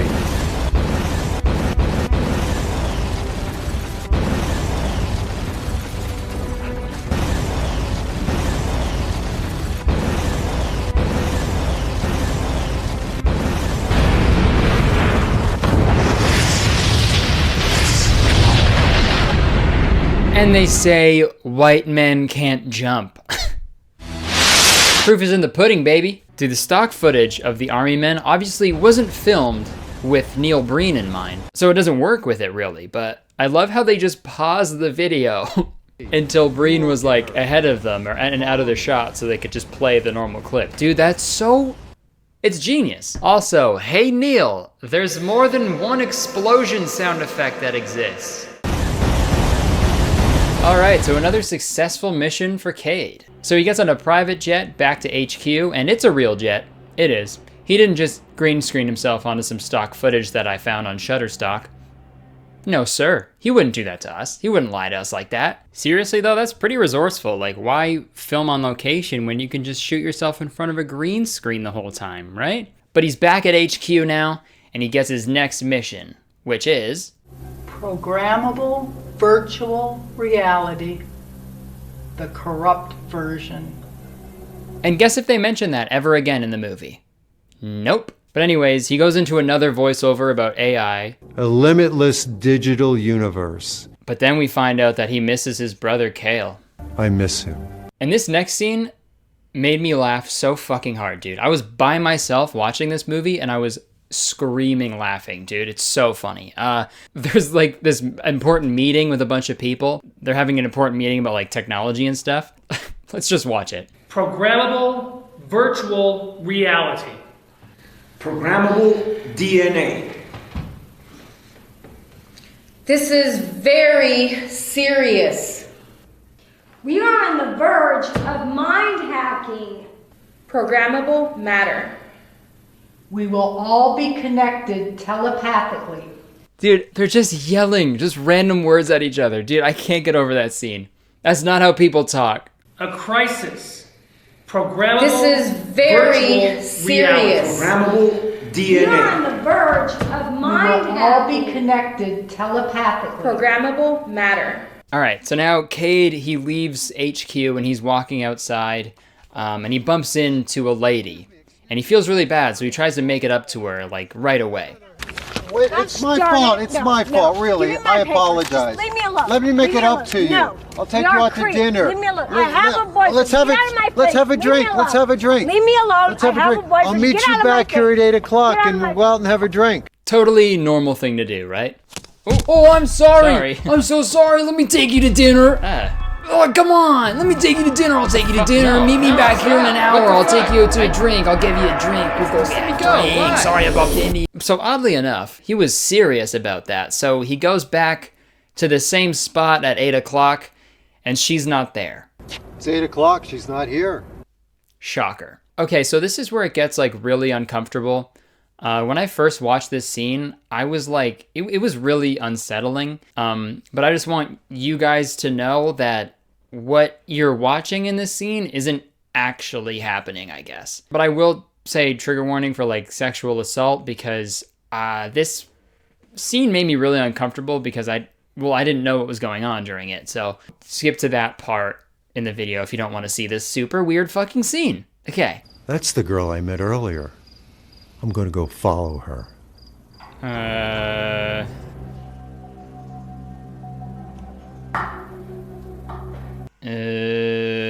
I'm going to hurt you now. You're mine now. I'll teach you to ignore me. You were supposed to meet me at 8. Bitch.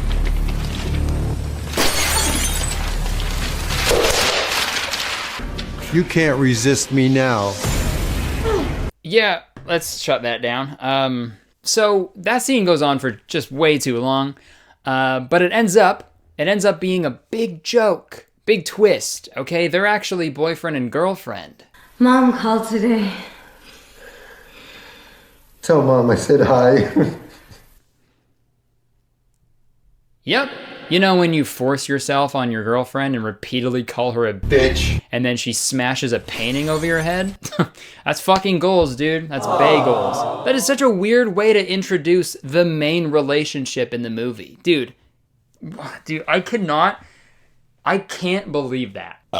Holy shit. Okay, let's move on, please, and thank you. Now it cuts to these 3 businessmen. They're walking into some building, but then Cale, Cade's evil twin, he kidnaps them and he holds them hostage. He ties them up in chains, and then they make some really, really gross noises.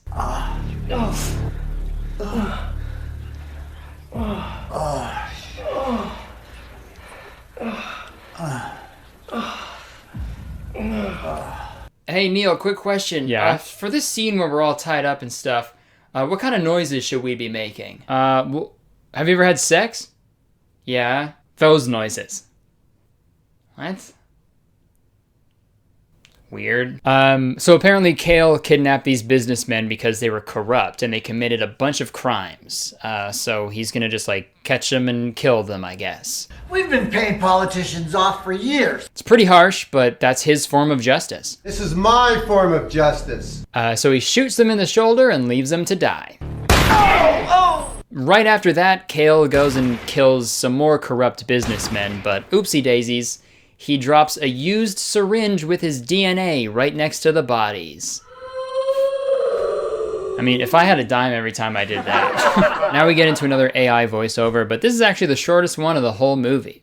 A deep learning neural network. I gotta start doing that, dude. And like halfway through my videos, just cut to fucking random footage with me just saying bullshit.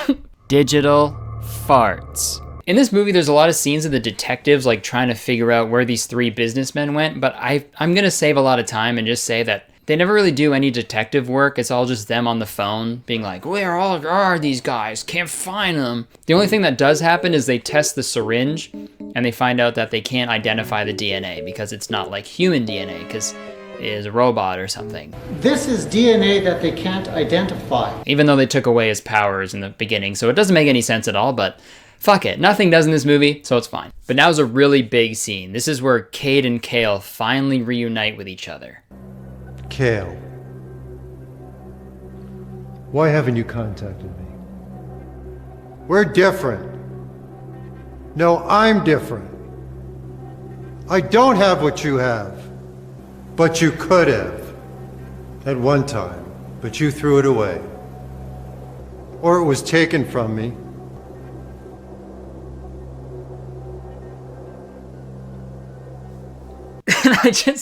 I love that in this scene, it looks like they're not even fucking looking at each other. Dude, it's so funny. Hey, we're different. No, I'm different. I don't have what you have, guy who's just standing right there. Yeah, but you could've. You could've. Well, I don't, okay? It was taken from me. Okay? Why are you looking over there? I'm here. Right? Why are you... What? What'd you say? You're my brother. Okay? Yeah. Don't you see it? I'm your brother and you're my brother. Okay, he did too many shrooms again, I think. Are you hearing me? And now we find out that Kale and his girlfriend are both addicted to drugs and alcohol. I don't even want you anymore! All I want is the drugs and the money! Oh my god. Did they just forget to add in a punch sound effect? Dude, I have so many questions. Now is the time that we meet the villain of the movie. We are 40 minutes into the movie. There's been no mention of a villain, or there's no lead up or anything at all. Just literally out of nowhere, Cade's like, so there's a bad guy that we gotta stop. His name is Kuz, and he's gonna kill people with biochemicals. And this is what the movie is about now. But luckily, Cade goes undercover to stop Kuz and his evil plans. Mr. Kuz. Ah, so you come highly recommended.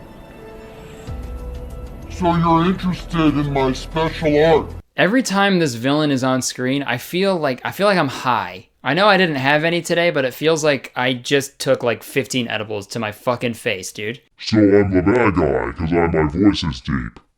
And I'm gonna scare Curtis all the time.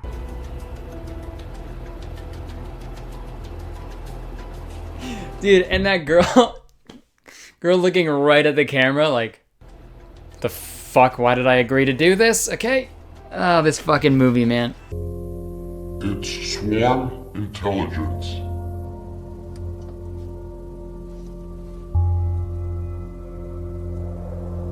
Who am I? What am I? What the fuck is going... Dude, what? Okay, so next we get this random shot of Cade's girlfriend just kind of standing around, and Kale is in the background looking at her. She thinks that no one sees her, but Kale sees her.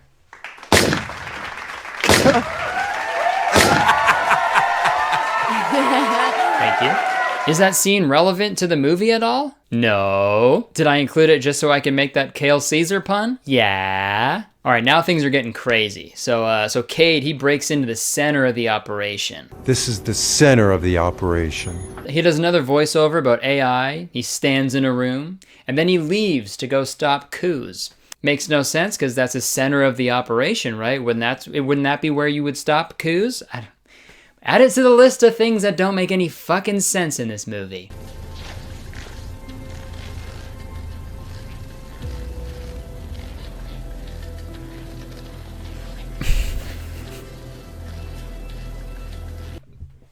What? Okay. I mean, at the very least, I think we got some, like, this is, like, really good, like, meme potential, you know?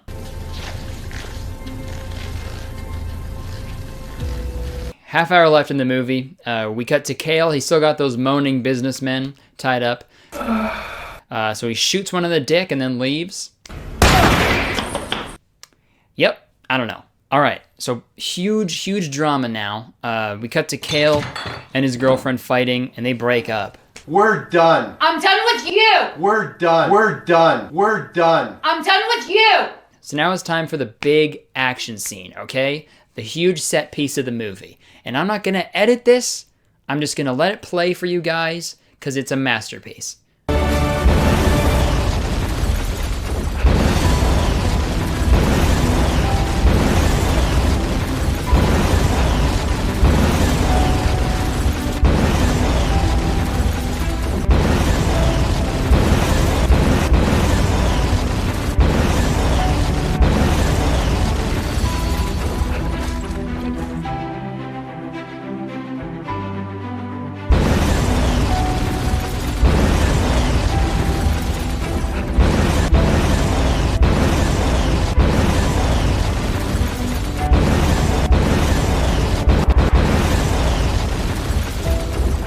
Wow, man.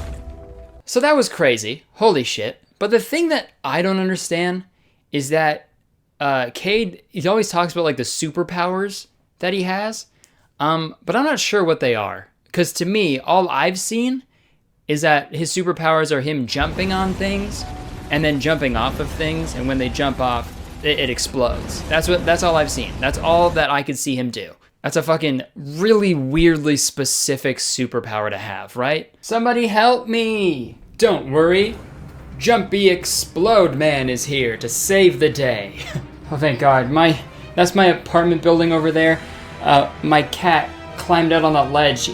Somebody needs to save it. Oh, well, I can do that, no problem. Oh, thank God. But just fair warning, when I jump off of your apartment building, it will explode. Oh, okay, well then don't do that. I'll just call the police or something. Come on. No. Come on, just let me do it. No way, I'm not going to. Okay, fine, whatever. So after that huge, awesome explosion scene, Cade is feeling down in the dumps, okay? He misses his brother. He wants his brother to be better, okay? So he gets real introspective. The Eagle's back, baby! The Eagle's back, the Eagle's back, the Eagle's back! Hello, my friend. Okay, movie's almost over, I promise. So now Cade's walking where he bumped into his girlfriend before, and now he bumps into Kale's ex-girlfriend. And she starts freaking out because she thinks Cade is Kale. Hey, what the fuck? You shaved! What the fuck is going on here? Damn it. I never had a beard. What? What are you talking about? I've never had a beard. Not gonna lie, that's me every morning at myself in the mirror. I never had a beard. But now we get a big twist, guys. Huge twist in the plot. Cade's boss calls him and tells him that his girlfriend is one of them.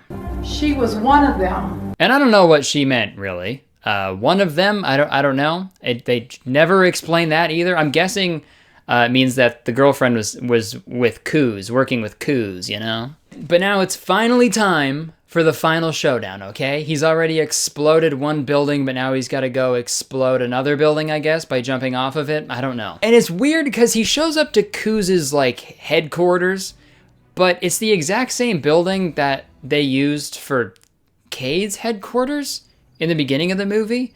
You know, the one where he comes out and he's like, I'm going to follow my girlfriend home. I'm going to go follow her. I'm guessing they only had like a finite number of buildings to use to film. And they're like, yeah, we'll just use that one for several different locations. No one will notice. I noticed, but let's watch the final showdown. This is the end for you, Coos, and your evil empire.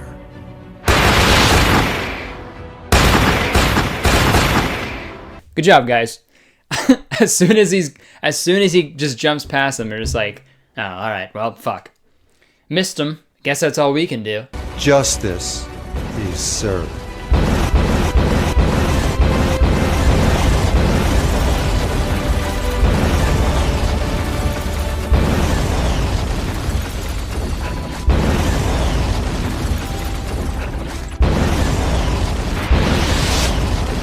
Hey.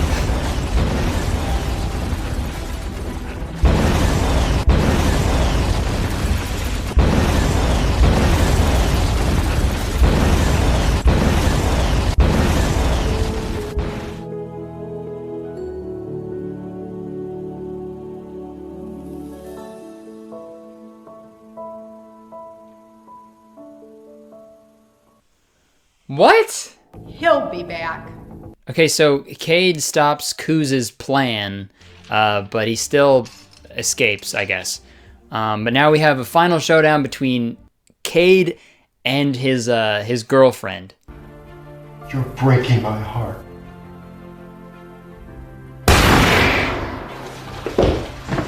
Oh no. Okay. Okay, so Cade kills his girlfriend. We go find out that the businessmen are now dead. I don't know why Cale held him there for that long when he's been just murdering other businessmen, no problem, really quickly, but I don't know. But Cale's happy, so he walks away to go kill more people, I guess. That's the end of his character arc. Love you, Cale. Great job.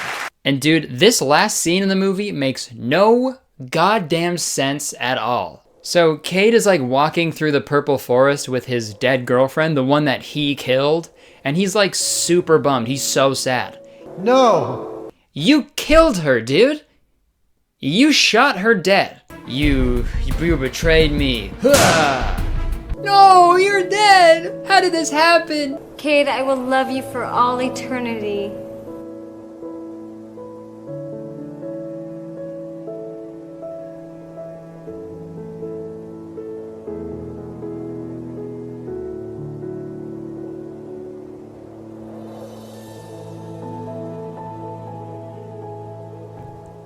He was like really sad about her leaving forever, but dude, to just walk away like that after?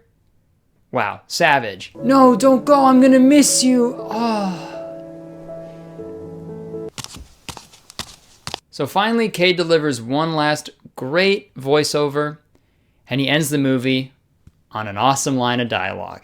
Everyone has the right to love and peace. I'll be right here. Yep. The movie ends the same way that E.T. ends, basically. I'll be right here. Bad, Neil. That's not allowed, okay? Oh my god. Okay, so that was Twisted Pair. I don't even know how to end this video, dude. I don't know what I just watched. I know for a fact that it was not even close to as good as Fateful Findings was, okay? No! Twisted Pair had like no likable characters, a plot that made no sense, really bad special effects. Okay, well I guess Fateful Findings had all of those as well. But at least that movie had heart. I think Neil Breen has a lot of very creative ideas. He's a very creative person, you know? Who else on this fucking planet is gonna come up with a deep voice villain who massages diamonds and a robotic AI man who jumps off things that explode? Only Neil. Only Neil will ever come up with that shit. Don't get me wrong, I love Neil Breen movies, okay? I love them so much. So much that I want to be a part of one day, okay? Neil, if you're watching, I'd love to be in a future movie of yours. At the very least, I'll even do like some special effects for you. If you want proof of my special effects editing abilities, here's my demo reel. Enjoy. This is for Neil only, okay? Don't watch this if you're not Neil Breen. Okay, enjoy, Neil.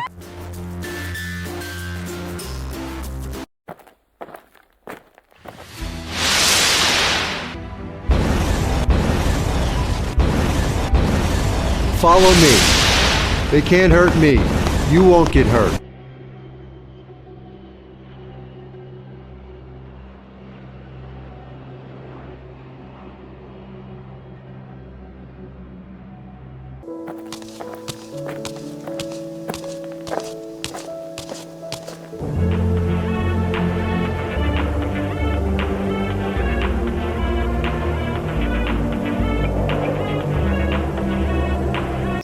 While developing further and further in a humanoid state over the years, I never wanted to lose touch with the magic and majesty of nature. So yeah, Neil, thank you for watching. Let me know what you thought, and I'd love to work on the next film. Thanks. Thank you so much for watching. I've been Curtis Connor. I gotta go. I'm gonna go get me a pet eagle. Bye-bye.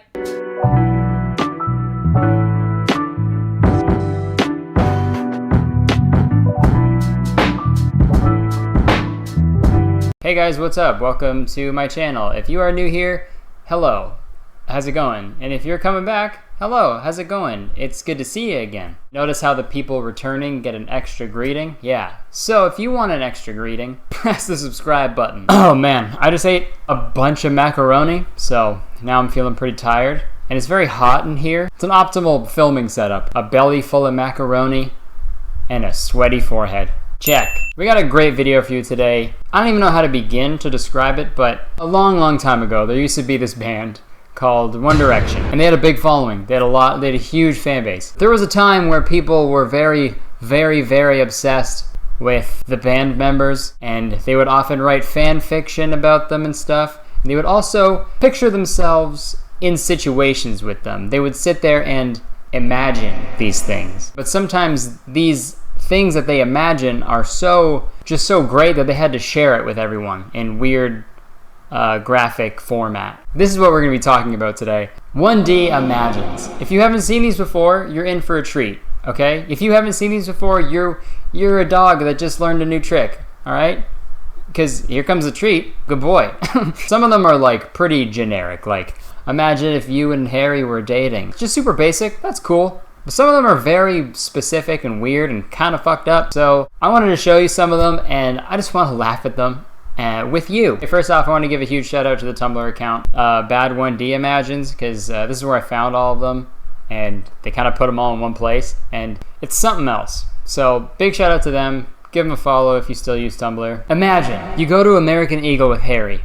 Harry, okay, spelled Harry wrong. Harry, I love that bandana, you say. Well, we have to buy it then, said Harry. I love you, your name. Sorry, I forgot to say, the YN, it means your name, because you're supposed to just like put your name in there. For the sake of today's video, the name will be Bartholomew. Well, we have to buy it then, said Harry. I love you, Bartholomew. He buys a banana. Alright. He buys the banana for $33 Canadian, way too expensive, and you go home. Harry, can I please have my bandaba? Dude, how hard is it to spell bandana? You already spelled it right at the beginning. Harry, can I please have my bandaba? This bababa, okay, fucking, you gotta be joking. It's not that hard to spell bandana. Just sound it out. Bandana. This bababa is mine, you filthy bitch whore, said Harry, before he chokes you to death with it. Okay, well that took a turn really quick. Hey Harry, relax. Imagine, interview. Niall, this is your ex-girlfriend, Bartholomew, with her new boyfriend? Niall, yes, why? Interview, she is pregnant and going to a wedding. This is your ex-girlfriend, okay? Well, she's pregnant and she's going to a wedding. I mean, is it her wedding? Like, I mean, that's good for her. Congrats. Haha, imagine that. Imagine you're putting up new curtains in yours and Harry's bedroom. He walks in when you're done and you ask him what he thinks. He looks at you before walking to the window and taking them down, shoving the curtain pole right through your chest, saying, I hate them. That's fucking goals, dude. That's fucking Bay goals. When Bay shoves a curtain pole through your chest because he doesn't like the curtains you got. You'll see that this is a common theme through all of these imagines. They're portraying this Harry fella as some murderer, some fucking crazy, insane monster. Imagine you saw Harry Styles driving, so you ran toward him and he ran over you with his car. He gets out and starts laughing after he found out that he killed you. Who is just sitting in the room just like, what if I got fucking run over? Anyways, back to my homework or whatever the fuck. Imagine you're at the hospital with Harry after a car crash, holding on for life, and he is a mess. Dude, that's like goals as fuck. You almost dying and the person you love really fucking crying over the fact that they might lose you. Dude. Hard eyes, bro. I just really don't understand the thought process here. I thought it would just be like, imagine if Zane picks you up from a date, from your house for a date, and you have a good time. That's nice. That's great. That's harmless. Not... You're holding on for life and he is a mess. You're gonna fucking die and he's gonna be crushed. Imagine that. Touch her heart, not her body. Steal her attention, not her virginity. Make her laugh, not cry. Harry Styles. Touch her heart, not her body. Even if she's choking and she needs the Heimlich maneuver, you don't touch her body, okay? You go, hey, whoa. I could save her. I could save her life. But I can't touch her body, okay? Hey, I'd rather touch her heart. And then everybody watching just applauds you, and everybody clapped. Harry nibbling at your ear and moving down to kiss your collarbone. He stops and traces it with his finger. You have so pretty collarbones, Bartholomew, he says. He looks at them for a while before taking a knife and cutting them out of your body because you love them so much. Who even thinks that someone could love collarbones so much that they cut them out with a knife? You're going to jail. Hello 911. Yeah. Yeah. It's Eat for Niall on Instagram. Okay. Yeah, they need to go to jail. Okay. What's going on? They're talking about some crazy shit on the internet. Oh, they're saying stuff about 1D again? Yeah. Is that what's going on? Okay, yeah. We'll get them for you, buddy. Okay, don't you worry. Okay. Okay. Bye. Okay. Bye. I love you. Bye. This one I generally don't know if it's satirical or just fucking really weird. You're a cow. Okay. Just starting any sort of hypothetical situation with you're a cow. Super fucking weird. So picture this, all right? You're a cow. All right, let me stop you right there. Don't finish. Shut up. Let's continue. You're a cow on Harry Styles' farm, and every morning he milks you. He tugs those udders like no other. Yeah, that can't be that has to be satirical. That's very funny. Okay, this one, I'll say this before I read it. I saw this one a few years ago, and I'm not joking. I fucking laughed a lot. Very excited to read this again. Once I saw it again, I was like, oh gosh, I forgot about that one. Because my brain was like, we're gonna tuck that away so you don't remember what you just read, because it's fucking crazy. You come home late from hanging out with your friends that are boys. Harry, where have you been, Bartholomew? Bartholomew, out. Harry then slams you up against the wall, knocking you out. Harry, now you're really out. Home, okay. When Bartholomew was out, Harry was at home like, I know Bartholomew is out with friends that are boys. I'm gonna fucking knock Bartholomew out when they get home. But I need something to say. I need something quick. Like, cheating, like, oh, now you're cheated. Nah, that's not it. Out. She's out, like, Bartholomew's out right now. I'm gonna knock them out. Now you're really out. That's what I'll say. That's what I'll fucking say when I knock out my girlfriend Bartholomew. Imagine Niall apologizing for a mistake he made. Now we're talking, okay? This is what I want to see. These are the imagines that I want. Harmless, realistic, just wholesome, you know? He's apologizing for a mistake he made. Good job. Whoever made this, 1D Magines? 1D Imagines. Dude. I just said Magines. See, I'm losing IQ points by reading all of these. This is the issue. Imagine, you and your boyfriend Zane is goofing around on the sofa. Suddenly he takes your glasses. Hey, now I can't see anything, you yell. He take your face in his hands and says, you don't need to see to do this, Kristen. And then he kisses you softly. Okay, I wonder who wrote that one. Imagine making fun of Harry, and then he grabs you and slams you against the wall, grinding his hips into yours slowly and pinning your arms against the wall, whispering in your ear, his voice low and raspy, his breath hot and ticklish against your skin. You want to say that again, babe? Gee, I wish my boyfriend did this. Babe, it seems like you've been mad at me all day. Like, what's wrong? It's nothing. No, you can tell me. It's just, whenever I make fun of you, you never pin me up against the wall and rub your hips against mine and pin my hands against the wall and like breathe your hot voice into my neck. It's just fucked up, you know? Like, show me some respect. Hey, I'm breaking up with you, I think. Imagine Liam working out to release the anger instead of beating up the guy who touched you to death. Touched you to death. I'm so angry. So angry that guy touched my girlfriend to death. I need to lift weights now to release all the anger I have. How did he even do it? I'm still baffled by the fact that he touched my girlfriend to death. How? I'm honestly baffled. Scientists and stuff need to like investigate this because this is actually fucking crazy. How do you touch someone to death? It's probably because you didn't touch her heart. That's what you're supposed to touch. This is gonna be the last one I do, but I couldn't do this video without reading this one. This is the most iconic one for sure, and probably the funniest picture I've ever seen. I'm sure you've all seen it before, but if you haven't, you're in for a big treat. Here it is. Imagine Niall Horan crawling inside your ear. You tell him to stop, but he is in there. Stop. Sorry, I'm in here. I never even want to know who made that, because if I did, I'd have to quit, knowing that there is a human out there that will be funnier than me no matter what I do. So I don't want to know that it was a human. I don't think it was a human that made it. I think it just appeared. I think that picture just appeared one day. I don't think anyone actually made it. Thing of legend. It's the 8th wonder of the world. And this video is the 9th. Alright guys, I think that's going to do it for the video. If you guys enjoy the video, please press the like button. And if you want to see me do another one of these, leave a comment.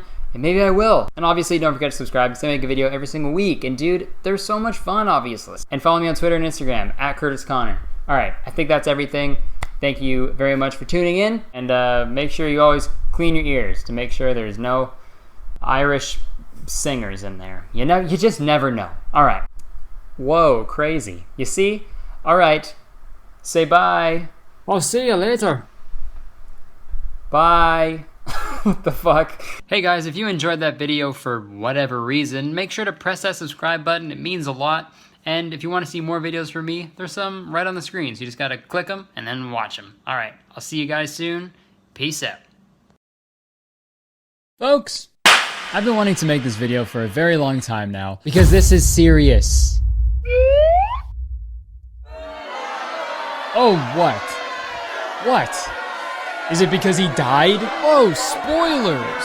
What the fuck? The movie's so old. A tree died for that joke.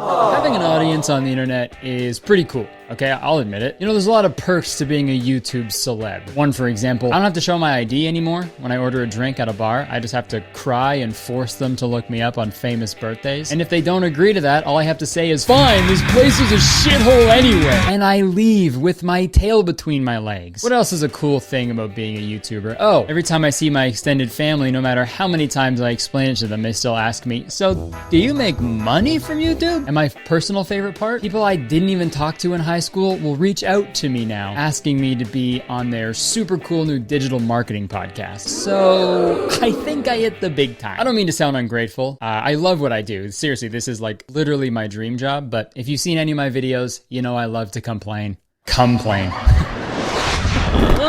I thought seamen were underwater. And since I have an audience on the internet, there are these websites out there who will create these like low effort biographies about me. So if someone's Googling me for whatever reason, they'll click on that page and they'll make a couple cents from an ad that gets placed on the page. You know, perfect business model, I get it. Quantity over quality, you know, that can be a good thing sometimes, right? I'd rather have a bunch of like okay teeth than one really, really good tooth in my mouth, right? But the thing about these biographies is that they're almost always incorrect. So I thought it'd be fun to go through some of these biographies and correct some of the lies that are being spread about me. All right, let's get into it. I'm gonna search Curtis Connor height and I'll see what comes up. Okay, Curtis Connor height. Shut the hell up, bitch. Go kill yourself. Go sit in the middle. Dude, I gotta set the record straight right now. When you're a guy under 6 feet, that's gonna stink. PU, that's too many feet. When you're a guy under 6 foot, every inch counts. So I'm gonna set the record straight. I am 5'9", all right? Actually, I'm almost 5'10". Well, actually saying I'm almost 5'10" implies that I'm like still growing. Like, I'm almost there. You give me, hey, by the end of this video, I will be 5'10", just you wait. Blogograph, I can't tell if you're spreading lies or you're spreading my cheeks, cause you're fucking me on this one. All right, so it's settled, I'm 5'9", and I'm not insecure. Let's keep going. If we scroll down a bit, it says real name, Curtis Connor. Nickname, Curtis. Hi, I'm Curtis, but my friends call me Curtis, because that's my fucking name. That cracks me up every time I read it. So nicknames are just first names. Got it. Yo, what if your name is Nick, though? If your name is Nick, you can't have a nickname because your name is already a nickname. Oh my god. More so on my body image, though. There's a lot of websites who are talking about like how much I weigh and shit. A lot of them are fucking like pretty close, which is weird. But I don't want to pay attention to that shit because like, what is weight? Sure, I'm 135 on Earth. If I'm on the moon, I weigh fucking 20 pounds. So what does it matter? So next time anyone's getting on your case about your weight, just say that shit. She's like, well, it's only on Earth. On the moon, I'm malnourished, bro. Okay, let's keep reading. Scroll a little further down. For some reason, they think my father, mother, and brother that I don't have are all named Will Update. Idiot! Then they have a section about my favorite things and like and dislike. Okay, favorite actor, Tom Cruise. Not true. It's Brendan Fraser. Favorite actress, Sofia Boutella. I don't know who that is. My favorite actress is Rachel Weisz because she's opposite of Brendan Fraser in The Mummy. Favorite color, red. Not true. I like green. Favorite movie, The Mummy. Okay. I'll agree with that. Favorite food, Canadian food. I'm guessing they put that there because I guess I've never stated publicly what my favorite food is. And I never will. Update. I never will update you on what my favorite food is. I'm taking that to the grave, all right? Literally. When they bury me in my coffin, I'm gonna have a big bowl of cacio e pepe. Oh, dang it! Now you know my secret. Fuck. The only thing the website really knew about me is that I'm a Canadian YouTuber. So when they had to put my favorite food, they were probably just like, I mean, I can't put YouTuber food, so Canadian food? I don't know. Because Canadian food, like, isn't really a thing, you know? Like, poutine is like the only Canadian food that really exists. So why not just put that if you're gonna put Canadian food? Or if you don't know my favorite food, just don't put it on the website, right? Just guess. But on second thought, I do have a Canadian mouth. So any food I put in my Canadian mouth is inadvertently Canadian food. So I guess they're right. One on the board for them. Okay, I was scrolling through other websites and like, I don't know what it is, but a lot of them are like kind of mean. Like, look at this thing that someone wrote about me. Sadly, Connor has a lot of mental health problems. This is also the reason why he has time management issues. There have been times where the YouTuber has missed many important things due to procrastination. What the fuck? I mean, I guess I'm learning a lot about myself, unfortunately. Didn't want to. This is just so out of pocket. I don't even think I said anything that would even hint at this publicly, right? I guess my fucking therapist is moonlighting as a shitty biography author. I'm just kidding. I don't have a therapist. I have a podcast. I don't need one. But honestly, after reading that mean thing about me, I think I do need a therapist. So thanks for that. Okay, let's move on to another website called Biography Mask before I start fucking crying. They wrote a nice little blurb about my relationship with my beautiful girlfriend, Jenna. Is Curtis Connor in a relationship? Reflecting on Curtis Connor's love life. He's like some old man on a rocking chair on his front porch, reflecting on my love life. He is in a romantic relationship with Jenna Allard. She is a fellow Instagram star who gained fame through her stylish pictures and modeling photos depicting her tattoos. They are dating each other since 2014. The duo looks very cute and adorable together. Oh, thank you. I really needed that after that roast that I just got. Furthermore, he keeps on posting duo pictures on his social media handles. And I really like how they phrase that. It seems like the author of the article was like pissed off that I'm doing it. Oh my god, he keeps on posting duo pictures on his social media handles. What a loser. He'll never get a girlfriend at this rate. Okay, and then underneath it, it says, moreover, there is no sign of breakup anytime soon. Yeah, I'd hope. Hey guys, pardon? We're not breaking up. We don't ever want that, obviously. But like, when is there a sign of breakup, right? Okay, maybe there are signs like within the relationship and maybe to like friends and family and stuff, but like not to the general public, right? And what's the alternative, guys? If there were signs of a breakup, would they just put, our sources say that Curtis is gonna get dumped real soon? Like when breakups happen, it's never this like, this hyped up thing, you know? It's like, comes out of nowhere, right? Like, could you imagine if like a YouTuber couple, like the Ace family, like announced their divorce before it even happened? Just kidding. What up? It's Austin.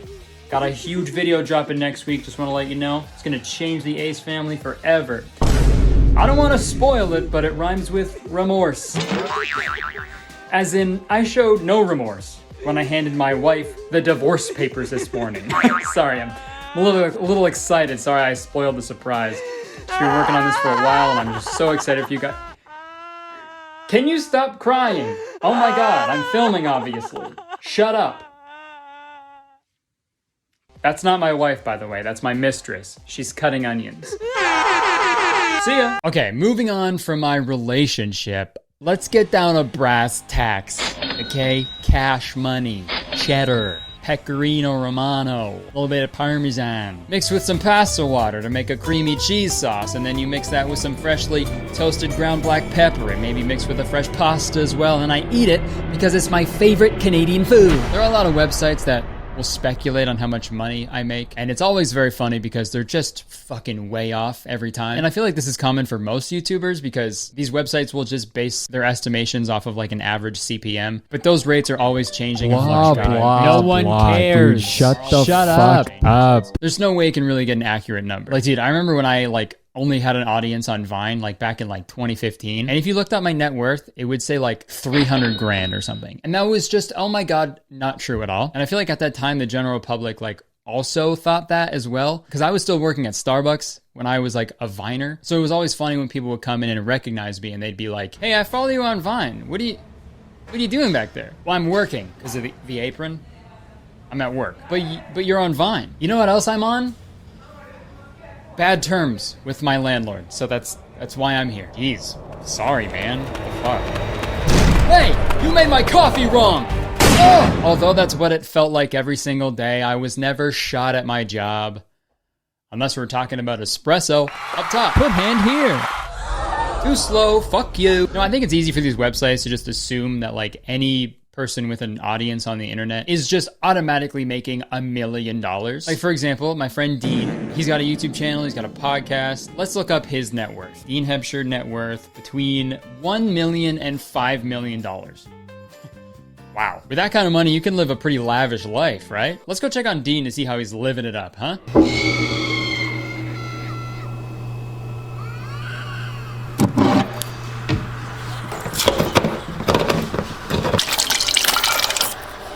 Let's go check on Dean to see how he's living it up, huh? $5 million. With that kind of money, you can live a pretty lavish life, right? I'm watching you. Right? $5 million. Happy Halloween. Right?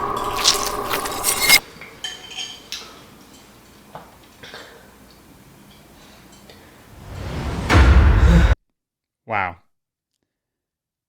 Pretty humble guy. Okay, on to the next website. TV show stars wrote a biography about me, which is pretty confusing because I am neither a TV show or a star. When they talked about my income, they say I make $35,000 to $45,000 a year just from Instagram, which is not true. It'd be really nice, but it's incorrect. And they put a photo from my Instagram of me posing in front of a Toyota Corolla that I captioned "me and my Rolls Royce" as a joke, obviously, but I guess they thought I was being serious because the next line in their article is, since the young star is rolling with cash, he owns a Rolls Royce, just one roll, he owns a Rolls Royce worth $500,000 to go in style. Yep. Oh, you know how Rolls Royces have the fucking Toyota logo on the rims? Yeah, that's kind of their trademark. You can always tell if it's a Rolls Royce if it's a Toyota. Holy shit, dude, this photo is so funny to me. Kurtis Connor with his Rolls Royce. You know what? I want to help this website out. They're trying their best, and I respect that. So I want to give them some more photos that they can put on their website.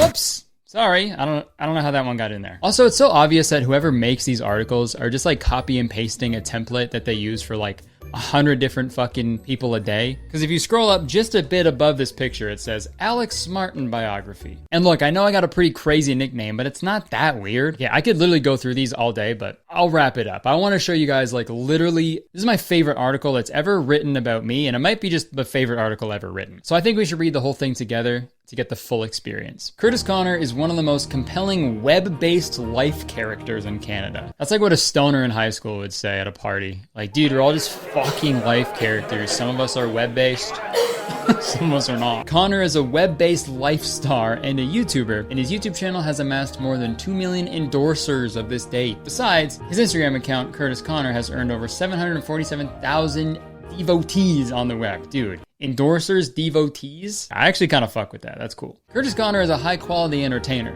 by calling, and furthermore, an online life star. Connor praises his birthday on the 4th of May. Oh, my birthday. At the hour of composing this article, he was 25 years of age. Kurtis was born at the New York General Hospital, arranged in Ontario, Canada. Not called that. I was born at North York General. Kurtis was born in New York, in Canada. And this is my favorite part. The internet stands tall at a tallness of 5 feet, 10 inches. I'm almost there. You give me, hey, by the end of this video, I will be 5'10". Just you wait. 5 feet, 10 inches. The subtleties on his body estimations will be refreshed soon. Please don't. The internet stands tall. Holy shit, dude. There's my new nickname. Hi, my full name's Kurtis Connor. My friends call me Kurtis, but some of my friends call me Internet. So yeah, whatever you're comfortable with. In conclusion, you know, I just like to see a little bit more effort put into these biographies, you know?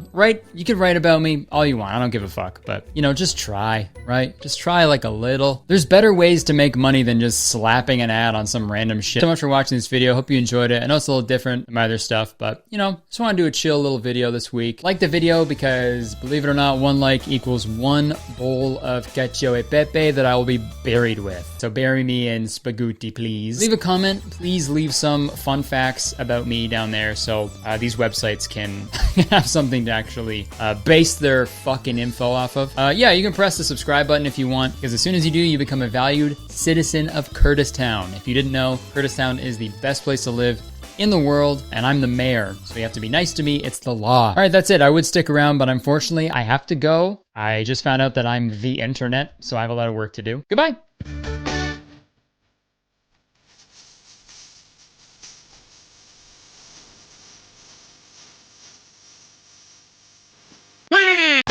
For watching. Hope you enjoyed it. I know this was a little different from the usual videos I make, but you know what? It's fun.